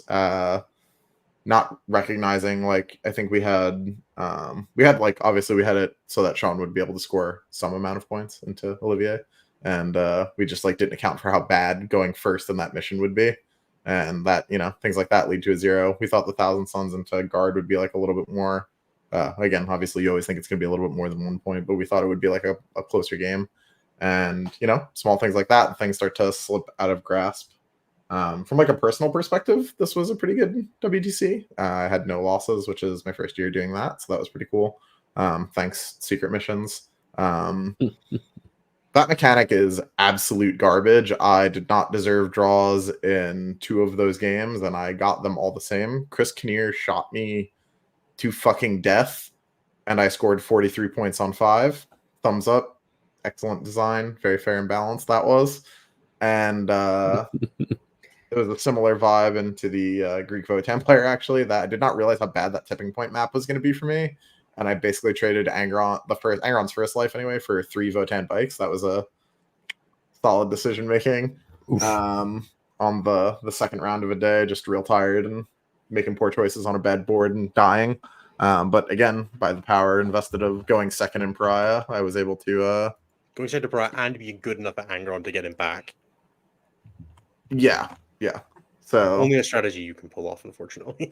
I mean, I didn't use the Angron like thing for the. I didn't secret mission in that game, but yeah. I also like at no point used the. I took and succeeded 3 secret missions at WTC. None of them involved Angron, because taking that one, like, basically, if you're in a position as a world leader player to secret mission using the Angron thing in a game where he's not being ignored, you've played badly. Because that means you're just like getting him killed and then also relying on him rezzing, and like all of that is not the right way to use him. Like, yeah, I have many thoughts on that, but whatever. Either way, my version of the list. I list. heard you did complete one with Angron solely, but not required. But I could have the ritual one. What's up? Did you not have the one of the ritual? You had Angron on the 3 objectives. Oh yeah, I mean, I could have just did that with the Jackal squad that was next to him, but it was much funnier to do it with Angron. Yeah, it's It's stupid. That side of things was dumb and felt bad. Honestly, like that side of things was so silly that like it's got me reconsidering going to an event that I adore, from like a singles perspective. Because like I think I ultimately like won in big air quotes because it's WC, so it doesn't matter. But I won that ritual game against Sisters, which I lost like I played the end of that game with like 800 points from like turn 3 onward. Like that is absolute nonsense. But yeah, from like a general perspective, we did quite well. We were in a position where we could have, technically we could have won the event. Like if we had beaten France, there was like a permutation of things going a certain way where we would have won. And that's pretty cool. Kinda. But you gotta be we in did it to win it, right? And you guys were clearly in it, right? That's we pushed it at the end. We got like we got like the push for the call. We got the push call basically from coaches at a point where people could do things about it. And it just, it didn't pan out. That's how it goes sometimes. I think it's funny that Angron had the worst game of his life in the 5th round. He like charged into an NDK, didn't kill it, took 13 back, died to a grenade the next turn, dropped out a deep strike when he rezzed, failed his charge, died in the shooting phase. And I was like, all right, bro, we're going to do it like this. I guess we get a 10 in this game. God damn it. He was a real asshole in that game, which is fair. Like, he's not going to be insane in every game, but right. Yeah. There were moments where I got approached by people about you doing secret missions where people were like, oh man, Anthony, the prophet of hating secret missions, is doing secret missions. And I was a little amused by it because I was like, yeah, people want to win still. Anthony is... I will say one thing for Anthony. I have a lot of respect for him as a player for being willing to hate something and still abuse it. It is my favorite thing about him because he's just like, do you know what? I'm here to win games of Warhammer. I am willing to complain about what is going, but if everyone else is going to use it, why shouldn't I? And Anthony has been a very strong practitioner of that, and it deserves a lot of respect.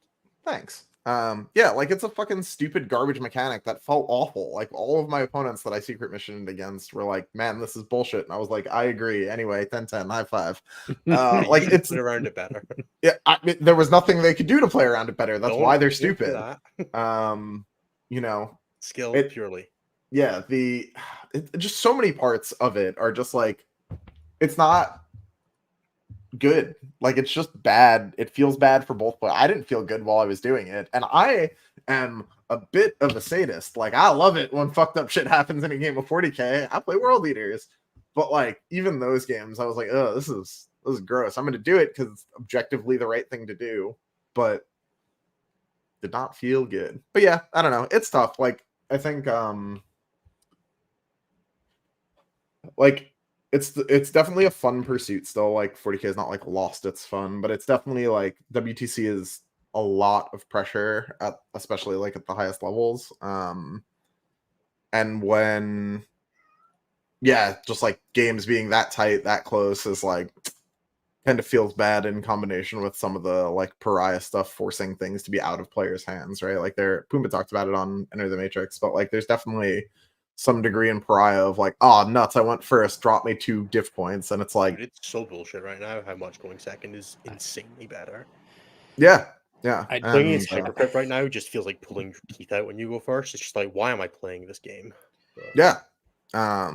It's like that side of things is unfortunate. And it's bleeding into teams, which is unfortunate. Normally, if the singles meta is like, a bit of a disaster, you can kind of like skirt it in teams because you can just be like, oh, singles meta is a little better for it right now because secret missions aren't as big a deal because you can just play for you can play for a getting a 10-10 with a secret mission is a lot easier than getting an 11-9 with a secret mission, right?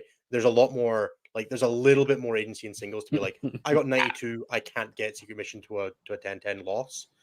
Not saying it's good, but it is a little more manageable in singles. All those games I secret missioned in, I would have true lost in singles, and I true won them instead. Sure, I'm not saying it's every game, but there is in singles you can at least do the get to 92 and win the game guaranteed, whereas you cannot do that in teams. Yeah, I mean I'm for sure biased because I've never been someone that plays singles as like, I'm gonna get this many points, and then my opponent can't catch me. And you also don't get to play that way against me generally. because I'm so aggressive. Like that just like doesn't work Yeah. like that. I'm not saying it's like a thing that you can aspire for, but it is like if you're sitting there and you're like, "Hey, I've had pretty good cards, and I know my opponent's secret mission. Can I rush to 92 and Yeah. know that I win this game?" Right? That's You the other can side do of that It's coin, right? amazing. Like the most important component of the thing you just said was, did I have pretty good cards? And it's like, okay, did I have pretty good cards on the right mission where I went second and That is didn't also fuck it true. up? And yeah, Yeah, how do we feel about the mission choice for WTC? That's a good question. I think supply drop is an aberration that should not exist in Warhammer, and that it should go in the bin. I actually think And supply drop's fine. I think it's my least favorite mission by far of everyone, including original fucking kick footballs. I think Terraform would have been a fine mission choice for this pack. I think we should have played it. I think Terraform would have been better than like the Ritual as an example. I think Burden of Trust is like giga stupid as well. But like I think those missions are fine. They should have just been in like pods or something. Like just Yeah, but rich you have ritual very and full one bias here. There is pods matters for a lot of teams, dude. yeah. You're gonna But win every like pod mission you play, right? yeah, but like ritual in Swiss is like, what are we doing? I also Like think I taken hold is an abomination. and it is what it is. Like you run out of missions eventually. Pry is just not a very well written pack. Like the yeah. Yeah, like it is what it is. Like I know. It was It's one of just the more it's difficult. consistent complaints that I got from coaches when I was talking to them. And I started asking people because I was like, at first, I was like, I don't need to ask every single time how many of your players went first versus second during pool. But I started asking them every single round. I know it matters. I would get eye rolls, and then the coaches would tell me how they would roll first, roll second. How And it was got to the point where I would. the Slovakia round with the 7-1, Anthony? The what? Did you guys not get 7 first in supply drop or something like that? Oh yeah, we did, but it whatever. Like it's I honest to God, it's not that big of a deal on supply drop. It is entirely possible to just be like, that one's staying, play around it. You know from the beginning, there's no shenanigans. It's just like that one's still gonna be there. Fucking fight over it. Also, probably just take a secret mission, both of you, because neither of you are gonna have primary. Like in that mission, I just like in my primary was just bad because I was just like initially anyway, because I was like, I'm gonna run around and murder orcs and not stand on objectives. Oh damn, dude, it's turn 3. Most of you are dead, and I have a lower primary score. Weird. Secret mission, 30 at the end. Like I hit both the secret and the Omega going first in that mission. It's fine. Like you just at least there's something you can do in that one. Ritual, there was like no counterplay. Get fucked. I was getting tabled and got 43 on 5. Like, okay. I think there's probably an honest conversation that would need to happen if we were playing WC on this pack again of just banning secret missions. Yeah. Because they were genuinely awful. I think that should have happened. I brought it up in the first place, and everyone told me that I just needed to adapt and play better, and I was being too negative. No, I'm with you, dude. They were awful. I think we should have banned them from the beginning, but yeah. People don't like people don't like banning things. This isn't 2017. I think that people are just broadly too assumptive about how much they know about something they haven't practiced very much, and maybe should listen to people that have played it a whole bunch when stuff like that comes up. But, I'm not a captain. I just work here. Listening to experts? That sounds like nonsense. Don't do that. You're American, Anthony. You know listening to the experts is communist. The number at the bar says Drukhari are the best, so everybody go read the stats and remember that Drukhari need nerfs and other things need buffs, like Marines. It's true. Right. I would like some Marine buffs. Yeah. All right. I'm going to do a very quick list of plugs. Please remember to check out all of our sponsors. There are a bunch of them now. We have Red Dragon, red-dragon.ca for all of your 40k wargaming and other assorted hobby needs. They are a store in Canada that is the local for Jeremy and do incredible things. They sponsored all of our teams for WTC. They helped a bunch with merch and all that kind of stuff. Dan is a wonderful, wonderful human being. So yeah, please do go and check out Red Dragon. You can also check out Saltar Games at etsy.com/uk/shop/Saltar Games. They did a bunch of tokens and measuring gauges and things like that for all of us. I handed a bunch of them out at WTC. Do check them out on Etsy. You can check out Wayland Yutani and use code StatCheck5 at checkout for 5% off. That's wayland-yutani-inc.com. They are the provider for all the WTC terrain, all the mats, everything like that. They were selling the mats for like a tenner at WTC. I was like really upset that I couldn't fly back with like 6 of them because that would have been great. But yeah, really awesome company. And then if you're looking for GW Open Style Terrain, Anthony's Blood Tithe Tracker, or anything like that, you can check out J15 Games, etsy.com/shop/J15 Games. You can use code StatCheck for 10% off. They do measuring gauges, widgets, all that kind of thing for our US-based clients. Lastly, if you're looking to get some help with either your own 40K, you've listened to a bunch of the stuff we're talking about today, and you're like, hey, I want to do some more of that, check out stat-check.com/coaching, or drop us an email at coaching@stat-check.com. If you're looking to get help from either myself, Tyler, Nicholas, or coming soon Pumbaa, you can drop a message there and get a bit of a hand. We're building up for a very heavy single season. I know for me myself, I have like 8 singles events between now and LVO. Gonna try and get that number 1 in the ITC. It turns out I checked my rankings. I'm sitting in 4th right now. I was very shocked to see that because I was sitting in like 200th for a while. I only had like 4 results, and suddenly like 2 got uploaded at once, and I shot up. I was like, okay, maybe this is actually a real thing I should be trying to pay attention to. So yeah, that's super awesome. Being able to sit in the top 5. But so yeah, if you're looking to make a push for the single season, drop us a message. We'd be more than happy to help you out. Whatever your requirements, whether you're looking for games, whether you're looking for just somebody to talk to about some stuff, drop us a message, and we'll see what we can do. Otherwise, we're going to go into the show questions. As always, there are 2 ways to guarantee get your question answered on the show. One is to be a member of our Patreon and drop a message in the show questions thread. The other is to drop us a super chat on the live show. The third, which is not guaranteed, is to ask a really interesting question that we want to answer anyway, because we will do our best to go through if we have some time. We are definitely running a little long on the show, so we'll probably keep it fairly short. But let's get into it. Nathan, do you want to kick us off? All right. Before we get into questions, thank you to Clown Mode for the $4.99 super chat. Shout out to Team USA. It was great to keep up and watch you guys on stream. Thanks, Clown Mode. I'm not Team USA, but I'll take Anthony's compliment anyway. All right, we're going to start into the Patreon questions in the Discord. There are actually quite a few because we've been off for a few weeks. So we're just going to try to blast Blitz through them, I mode. suppose. Yep. Bryn asks if there are any exciting singles innovations from WTC, and then what is everyone looking forward to playing now that WTC has passed? 7 Greater Demons, dude. It's a real list that you should probably at least like have read the rules for. That list was cool as hell. I really want to play Penhost. I've had a lot of fun like theory crafting it and going over some stuff with like I was talking to Grisha a lot during the event to get like his read on it. I have some stuff that I'm like really looking forward to fucking around with there, just to play like something that like isn't Eaters for a minute. You've been playing Eaters for like literally a year now? Yeah, literally a year. Like brief breaks to like 60-0 local real quick with BA, and then like 57 another one with Renegades, and that was it. Other than that, it's just been wall-to-wall World Eaters with the same list basically, outside of one blip at DreamHack. LGT? Yeah, since LGT, literally a year. So. Yeah, that's what I'm saying. It's been the same thing the entire time. Corn's strongest soldier. Yeah, I do my best. Been ogling that 100 Black Templar Marine list, and I'll probably play it at some point if I can ever find a time to paint that many models. I don't know. You will not. By the time you have it, will be nerfed into the ground. It's true.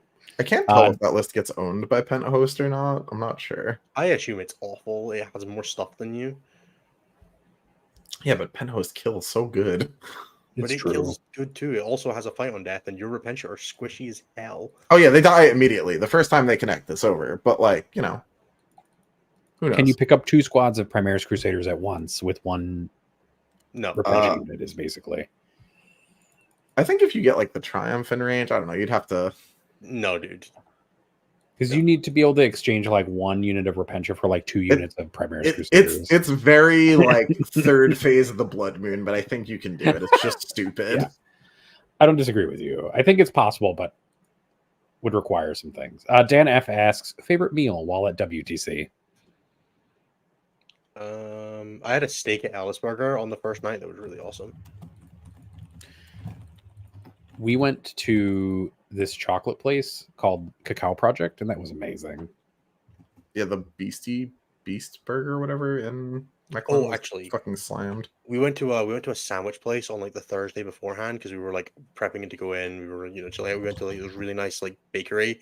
We all had like a sandwich. I just had like one with like salami and ham and cheese and some stuff like that on it. And it was fucking incredible. It was just like nice, fresh food from like a nice like bakery on the high street. It was the best. Not WTC, but I had like a steak pie while we were like in Scotland, Dude. and that was amazing. Also, haggis is great, and you just don't want to know how it's made. That's really all that the answer to that question It's is. not even But that it's bad. delicious. It's just sausage. It's just meat. Like haggis is amazing. Also, Strongly. the only challenge I had is that everything's called a sausage roll, and it was hard. The next is from Thomas. I'm not going to try to pronounce your last name. Sorry. What country's liquor was the best, and which one was the worst? I have some Luxembourgish honey mead that I've been dying to try, but I'm saving it for a special occasion now. Have you not had that yet? Not That had it shit yet. is it's incredible. That shit is real good. It's sitting like on the shelf for like cracking for a special occasion. I'm looking forward to trying it. Yeah. Yeah, that shit is. Somebody gave me some Brennivin and I wanted to hurt myself again. Yeah, that shit is gross. I subjected so many people to fucking just the Malort. To Malort. Oh no. It was my favorite thing that happened was getting to give that bottle to a bunch of different people and getting their reactions to it. I was happy with how well I handled that, but it was rough. Somebody from Latvia ran over and gave me a shot of a liquor that I tried, and it was both the best and the worst because it tasted like somebody had distilled Christmas and then like gave me a shot of it. Basically, it was good but terrible. I think the best liquor I had at WDC was the Dutch fucking Stroopwafel liquor. That shit Matty was. has my bottle of that. Yo, what the fuck? I'm going to be trying it at the weekend. I think we get it on Saturday. Dude, it's nuts. It tastes exactly like one. It's so crazy. Yeah, now I kind of wish I had on tried it. Saturday. So, all right. Next question is from Nick. Why does Pariah Nexus feel so bad? I think secret missions. We just covered that. And it's a whole bunch of things. Like secret missions. The meta is super flat. So you like basically the game is like, which mission happens better? There's not like the asymmetric balance thing that normally happens in 40k. That's usually a little more interesting, at least. A lot of the meta is still pretty rock paper scissors-y. Like if you're a gun line, you're gonna have a hell of a time to wolf jail, but if you play world leaders, you blow that apart, but you literally can't play the game against Thousand Suns. It's like, okay. Yeah, secret mission. Also, fixed is dead, which is a thing I feel like people gloss over a lot. It just being like gone is like, it exists against like 3 armies. There's no world in which I could envision myself taking fixed at this point because the CP is so powerful and my army doesn't have a way to generate it. So like if you just don't have a way to generate it, you're like, all right, I guess tactical every game, no matter how bad it is. If the cards suck, unlucky. Playing like Cull plus something with Adriel is quite fun. Sure. Yeah, very, very different mechanic. Yeah. All right. Next question is, what's Innes's thoughts on his list for singles with UKTC terrain? So my list was really good fun. I really liked it, and I think it works quite well in a singles environment. But it does have its issues. It does not have a ton of killing power into like the biggest things in the game. Things like Catan and Wraith Breaks and things like that. Anything with like 4 wounds and a Feel No Pain, or like a Feel No Pain and toughness like higher than 10, you are just not killing. I can one round a Monolith, but a Katana is like fundamentally untouchable. It's very, very like binary like that. So you'll probably find that you'll have a lot of games that go really well. There is definitely a strong component of it that I think the thing that I found really frustrating with it in the team environment was that you have that like it has a turn where you go in and you commit all your resources and you go, okay, army-wide battle shock, everything is to the best of my ability tied down, restricted, -1 to hit auras, no fallbacks, like or no fallbacks with like desperate escapes and all that, and you shove in and you go, hey, 1 turn, and you have to just ride the lightning against your opponent, and if it goes bad, it goes like catastrophic. And I had that against the Swiss Votan, where I felt like I set up everything pretty well. Like I went in, like I tagged up as much as I could. I restricted a bunch of stuff. I had like 1,200 points sitting in -1 to hit auras with stuff that was in combat, and then one warrior squad jumped out of a transport, split fired, killed 2 things, and my army fell apart. And it was like, wow, I can't believe that a single missile launcher from a Votan squad killed a Neurolictor, and then the Magna Rail did 6 damage to my Maleceptor from a split firing squad. But also, like, that just can happen. You don't have a lot of agency in how well that push turn goes outside of, like, you can set up for it as much as you can, but it's like putting the entire game on an 8-bound fallback roll, just with, like, more resilience, but I've done like that. similar outcomes. Yeah, not And fun. dude, it's rough. It's a lot more like across the board. Like it needed a lot more than just like that one thing to go bad for that turn to go bad. But you have the capacity for it because you can't often control a lot of that. Now the other side of that is my game against Greece, where it all went well, and my opponent walked into their turn 2 go turn his Tau with 3 spotters, one of which came in from reserve and one of which jumped out of a transport. And like that game, I got an 18. Like it's very capable of doing that. But if you go first into Hypercrypt or Grey Knights in the wrong mission and you just can't kill them, like the list does struggle with that. It's also like just hard work to play. Like it's quite a mentally taxing list, like managing all of your auras and battle shocks and like CPU resource. It kind of sucks on that sense. I would probably recommend playing a different Tyranid list if you were trying to like win a major or win a super major. If your goal is to go 4-1, like it's fucking great, like 100%. But I would be fairly confident on losing a game with it to something. Just your battle shock turn going like catastrophically, or like just running into like a bit of a hard counter. One thing is nice, it can play Thousand Suns, which does help. Like you can actually play them, which is nice, but not a guarantee. Like again, you're gonna have to ride the lightning against them once, and most of the time that works out fine, but a lot of the time it doesn't, and that's difficult to justify in a singles environment where you need consistency. Yeah. And the next question is from Logan, which is thoughts on the new models they just revealed: Vespid, Scions, and Sanguinary Guard. I thought they all looked good. I don't know. I They look legit, fine. I am so in the minority with the Sanguinary Guard situation where I'm like, they're cool.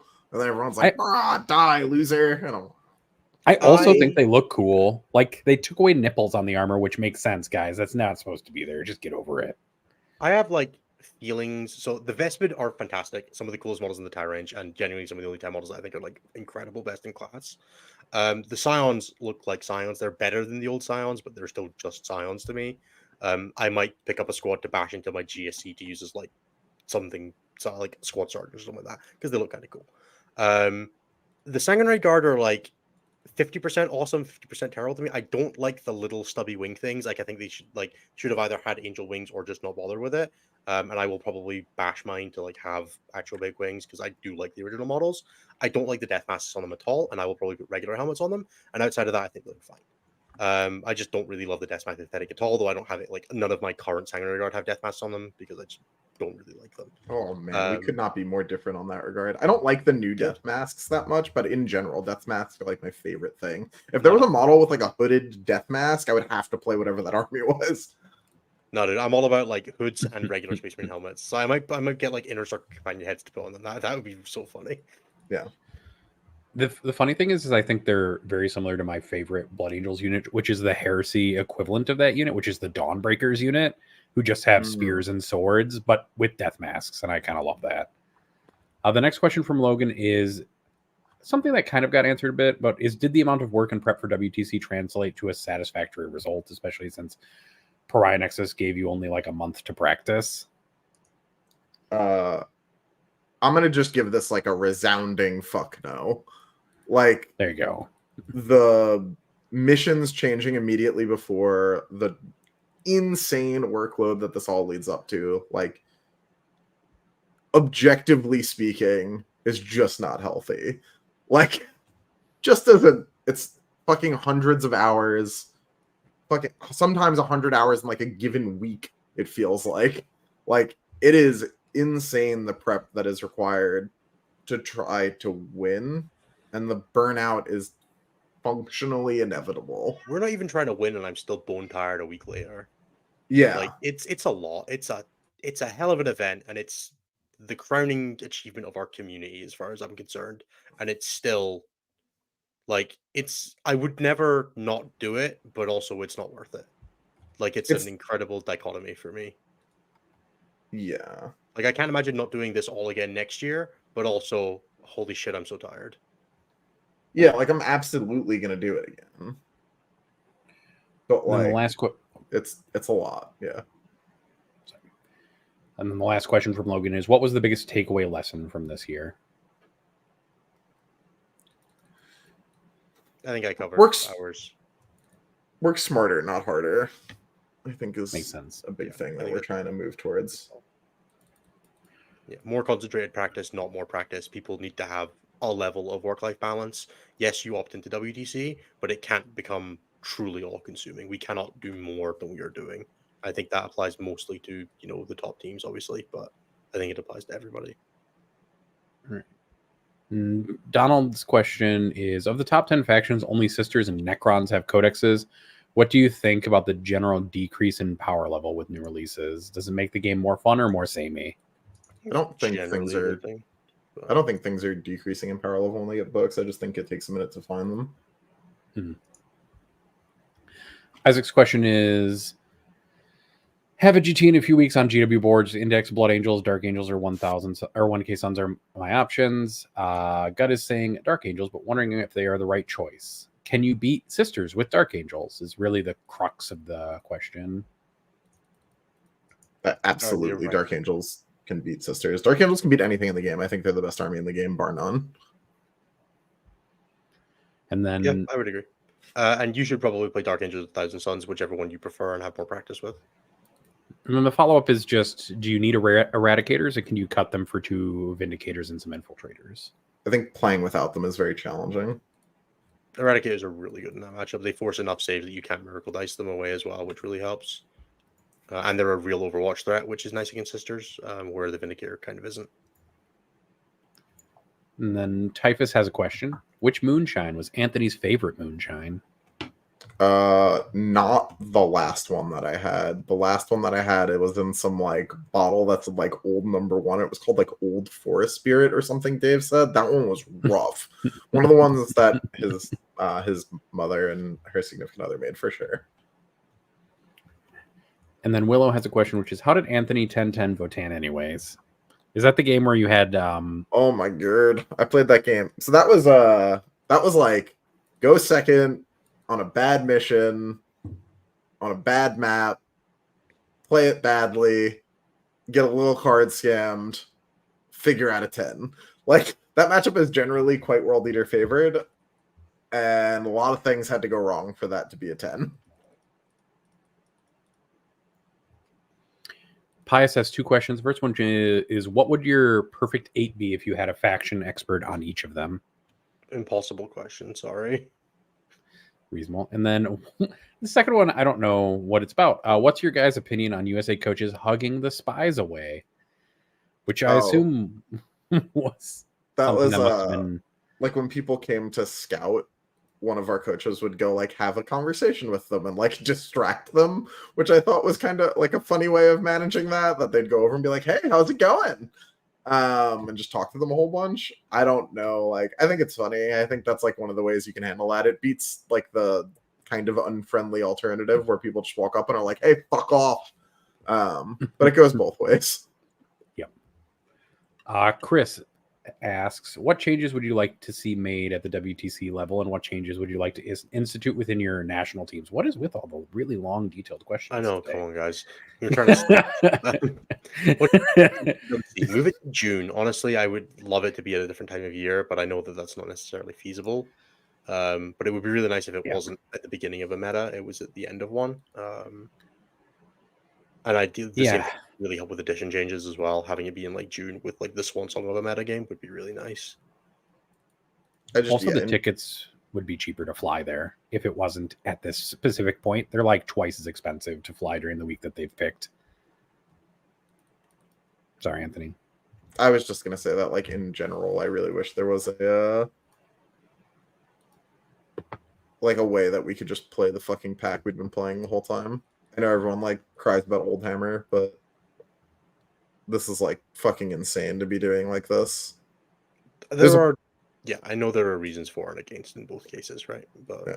There's a significant part of me that like every year that we do this gets stronger, and my like spectators be damned feels, which is broadly not the most it's not popular take. even just spectators, right? I know I've had this conversation before, but it also applies to a lot of other aspects of the event, like being able to play outside of WTC and then still go to WTC on the same like the game that you've been playing, right? And I get that there's blah blah blah blah, but not everybody has a practice ecosystem the same as the USA where they can afford to just take themselves out of the rest of the environment of 40K that they play in. And there are a lot of teams that need to play in singles events and things like that in order to prep for WTC. And taking that away would be a net negative for a lot of teams. Yeah. So I think the easy solution is like the easiest solution is to move the event timescale wise, but that obviously comes with its own logistical issues. So I mean, GW has obviously decided now that this is like when they're releasing like this new packet based on the last 2 years. So like the next year is probably going to be at the same it's gonna be the same time. thing. Yeah. Yeah. And honestly, watching players go through it from an outsider's perspective, like I don't understand how anybody is sane at the end of the practice schedule that's We're not. necessitated. Yeah. And then I'm going to skip the second question because I think we've already answered it. But then the last question is left nipple, right bollock, or right nipple, left bollock. I don't know what this question means. It's right nipple, left ball. Okay. Frank asks, what were the over/underperformers that you guys saw on other teams as well as the singles event? I think Gates said Demons was the one that I was like surprised to see multiple copies of in the top four. Underperformer was probably Blood Angels for me. I think it just across the board, like what proved to be more fallible than a lot of teams were expecting from like it being on literally half the teams. People had definitely figured out Blood Angels and like what to do, pair it into when you look at the mass stats. What are you guys looking? We already answered that question. What's the best Marine list for teams? Is it just Dark Angels? Yeah, probably. I think the Spanish Dark Angels list, specifically the Triple Vindicator version, is probably the most like shelf stable in terms of like just show up and play it and don't have to work really hard because Eradicators are hard to play. But Lennon's Eradicator version is probably like the raw best. The next question is from Typhus, which is about WTC burnout. Are there any other things you guys want to talk about with WTC burnout? No, I think we're Not all just pretty fucking shot, man. Burned out on questions about burnout now. Oh man, what? Saltier Games. Why? Welcome back. A question and a statement from us at Saltier Games. How can you prep for a team for an event other than playing games? Talk to each other. Talk about Warhammer. Talk about ideas, theories, how you approach things. Just talk about Warhammer with each other. The more you talk about it, the more you will put that stuff into practice when you play. Also, AJ, put a question mark in your question, AJ, so it's easier for me to figure out where I'm looking for that question. Jesus. McWhirp asks, Marines keep being at the very bottom of the win rates. Is it possible to fix that with just points in September? Marines are at the bottom of the win rate because anyone that's sensibly playing them trying to compete is playing a Snowflake chapter because they're just effectively better. With Godspeed, Kevin. Yeah, but like even Kevin's army would be better if it was fucking Dark Angels, right? They would swap a character in for Azrael and it would have 2 CP. He only has the one tech rune. He doesn't have any other characters, so I'm not sure, but you get what I'm saying, right? I know what you mean. I asked him how much he misses multi-metas and he almost started crying. So yeah, exactly. We're skipping that one because we already asked it. Davlos asks, should we expect GT attendance to drop off a cliff on the weekend of September 7th through the 8th because of Space Marine 2 coming out? I hope so. That game looks fucking awesome. Look, man, we could all be playing a video game instead of 40K every weekend. The fact that none of us are is a signifier that clearly we prefer this to the alternatives. I think at this point we're stuck with it. Sorry. There are a series of questions from Red Rum essentially about Team USA. Anthony, do you think the US had the strongest roster possible? And does it mean that you are out for next WTC because of the rule you have with you only being on 2, 3 WTCs in a row? That rule doesn't exist. A starter can requalify every year ad infinitum so long as they're, alive and making it through the voting process. As far as the strongest roster possible, I think given from like a personnel perspective, yeah, I think that was our, given the year of prep that we put in, and the people that had proven themselves through the year, I think that team was as good as we could have done. But I think our comp had like a pair of fairly significant holes. So How do you like? Obviously, this year was probably the worst from like a WTC secrecy perspective. How do you feel about like the USA's retreat into its bubble at that point? Like, how do you feel like that worked out for you guys in comparison to like the rest of the event? great. I mean, we made like an open information setup with Sweden, Canada, and Norway. So fine. Like it wasn't that deep in the bubble that it was like, it was just us. I think in years past having done that was problematic in a lot of ways and like left us with gaps in our vision that were troublesome. But like I think the way we did it this year was much better. I think teams not participating in a Pyra style grouping of nations are like just behind the eight ball in another way at this point. I think you can see that with teams like England and Germany. Ruben, thank you for the $5 super chat. Which variation of Grey Knights is more useful in teams? Terminator spam or NDK spam? I think that the Terminator spam is harder for 1,000 Suns to deal with, so you should play that because fuck D-Suns. The Irish 30 Terminator list was certainly a vibe. Yeah. And Derek's question is, how do each of you deal with pushing back on sloppy players? It depends on like what form of slop we're talking about. Is it sloppy? What'd you say? Yeah, that's also true. Yes. Like, are you pre-establishing like how far something can go and then being like, oh no, it's actually this. Like that's different, right? But is it just like, hey, my intent is this, and then they're being unclear after the fact? Like it's hard. There's a lot of ways that can be annoying or fine depending on what's happening, right? Yeah, I think a lot of the difficulty with this one is that I almost at the point where I can literally wield force of personality, being like, come on, dude. Like either I'm playing some like that. This happens like there's 2 rounds of the tournament where this could happen, like round 1 and 2, and a lot of times like I'm not, myself and Anthony aren't the kind of person that people are going to try this shit on. And then once you hit the later rounds, as a player who is generally doing well, this tends to die off. So unfortunately, this just isn't something we have a ton of experience with anymore. I don't know how you feel about that, Anthony. Yeah, no, that's true. That's just not really something I brush up against much. Yeah, so really sorry. Like the best I got for you, like if you were in the capacity to call a judge, otherwise, like stick to your guns more. Like you have to just say no sometimes. Your opponent can't literally force their stuff through if they're doing something wrong. And if they do, you either have to call a judge or decide that you're not going to play with the person anymore. There are unfortunately only so many ways you can respond to somebody literally cheating at you. That's not a question. Linux DK asks, Ines, you said your retaliation cadre list was tooled specifically for something. Would it be possible? Can you tell us what it was for? And then if you would make any changes for it in singles? No, we were super happy with our retaliation cadre list. It ended up being our highest performer, and I think it overperformed like the average of tally at like 27 differential points. If you look at, there's a stretch of results in there where at like 14 sixes Eldar and Purge of the Foe, then 20 Nils Blood Angels, and then 19 ones Eldar. And that's basically what it was there for. Was playing into those like MSU bullshit matchups and just blowing the fucking brakes off them. It was incredibly good at that. And we had prepped that with those matchups a ton, and it did an amazing job at like annihilating Blood Angels specifically was the big one. But it also kind of like took out Eldar on the way through. And we expected most teams to not have a ton of experience with that, and we got the Eldar matchup twice, which I think was very surprising.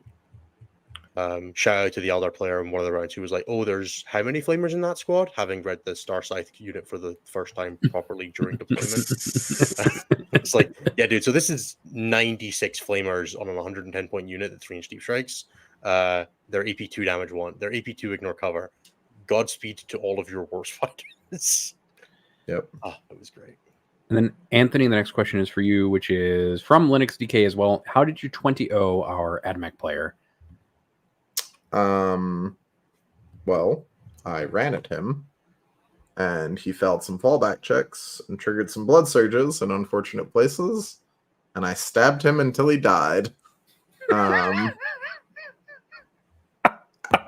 I, going into the event, thought that AdMech was going to be super challenging for World Leaders, because like one of the archetypes that's typically quite good into World Leaders is like trash in front, guns behind. And we finished the round into Poland, and talked to Typhus and Pumbaa a bit, and they were like, if you pair against a team with AdMech for the rest of the event, pair you into it and just like hold W until their army is gone. And I was like, oh, okay. And then the next round I paired against AdMech, and I did that, and it worked. And I was like, oh, huh? Cool. Thanks, Duda, for testing that so I don't have to.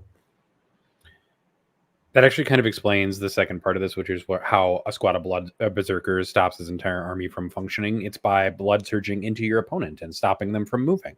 There it is. Yep. If you put a squad of move block in front of a World Eaters army and it charges you with 8 pound and says you don't move now, that's problematic. Don't try that. And then the last question is from Jay, which is, if WTC had an all-star team, who would be the starting 8 out of all the players that attended the event? So give me 1 second. I'm going to go and have a look at the fantasy results because somebody posted them. And I'm going to just read out the winning team. And that was the team. That's obviously the all-star event. It's true. That's There's one team that scored like, if you compose it together, scored like almost 900 differential points or something like that across the whole event. So yeah, but whatever. But the actual winning team was from Malta. Was Malta the one of the Team Germany's captains? It was Anthony, Arna, Liam, Ines, Jakob Jansa, Yoko Johansson, Kiantan, and Nicholas Frerix. So that is your all-star team, and myself and Anthony Arna, which is why I'm using that as my example. So there you go. That's the team that you should have drafted if you wanted to win WTC. There is probably a composite team out there that is better with the benefit of hindsight, but very clearly it's that. You could probably sub out one person for Olivier Weiss and one person for David Gaylord, and you would not be unhappy with your performance either. So now for my favorite part of the show and Innes's least favorite part of the show. If you join our $15 a month tier, you can get a crisp high five at the events, along with, now I have challenge coins for this thanks to Saltier Games. So if you see me at an event, I'll probably have some with me, and you can get a crisp high five token, and then you can throw it at a unit that you oath or something. But also you get me to read your name out in whatever form it takes from the spreadsheet that we've got. So if you feel like hearing me say your whatever random nonsense comes to your mind as a call out at the end of the episode, join our $15 a month tier, a crisp high five, and I will do that for you because you'll join the cult of the high five. We're going to start at the top and go to the bottom. Thank you to Christopher, Dan, Finnis, Ayer, Irvine. Thank you to Willow Weeks. Thank you to Dan F. Thank you to Luke, Dan F. McCarthy. Thank you to David. I was there the day horse slew the Emperor Clark. Thank you to Ayer, Skibbity Pop, Dan Ayer, Dab. What the fuck, guys?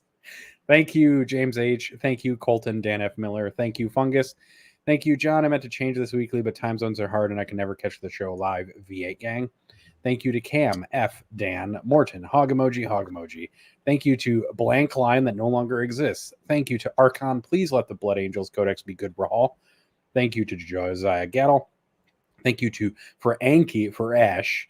Thank you to Isaac, professional Dark Angels player who definitely doesn't just copy whatever Innes won his most recent GT with Tarada. Thank you to Ben, Dan FF.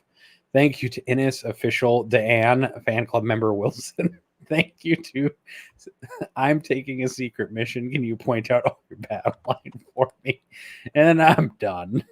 God damn it, you fuckers. Those are stellar. Dude, you guys are getting good.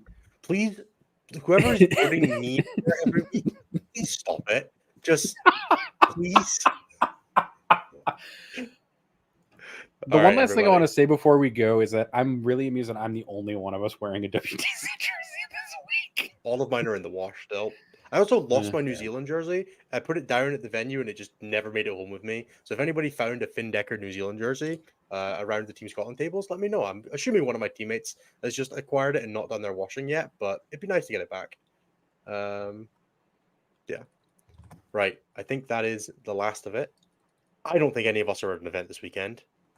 But if you are, please have the very best of luck. Do it for the stat check data. You know how you're gonna have a great time if you get into that top 4. So just keep calm, think of stat check. Do it for Nathan reading your name out on the show next week. Very best of luck to everybody. If you somehow see one of us at a tournament, I'd be very surprised. But if you do, come and say hi. Remember to go back and look at all the plugs. Read the below. Patreon, YouTube, all the information otherwise is in the description.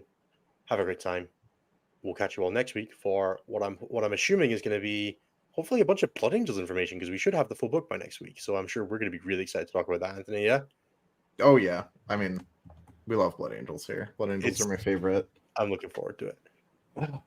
I hope everybody has a great time. Catch you all next week. Bye-bye.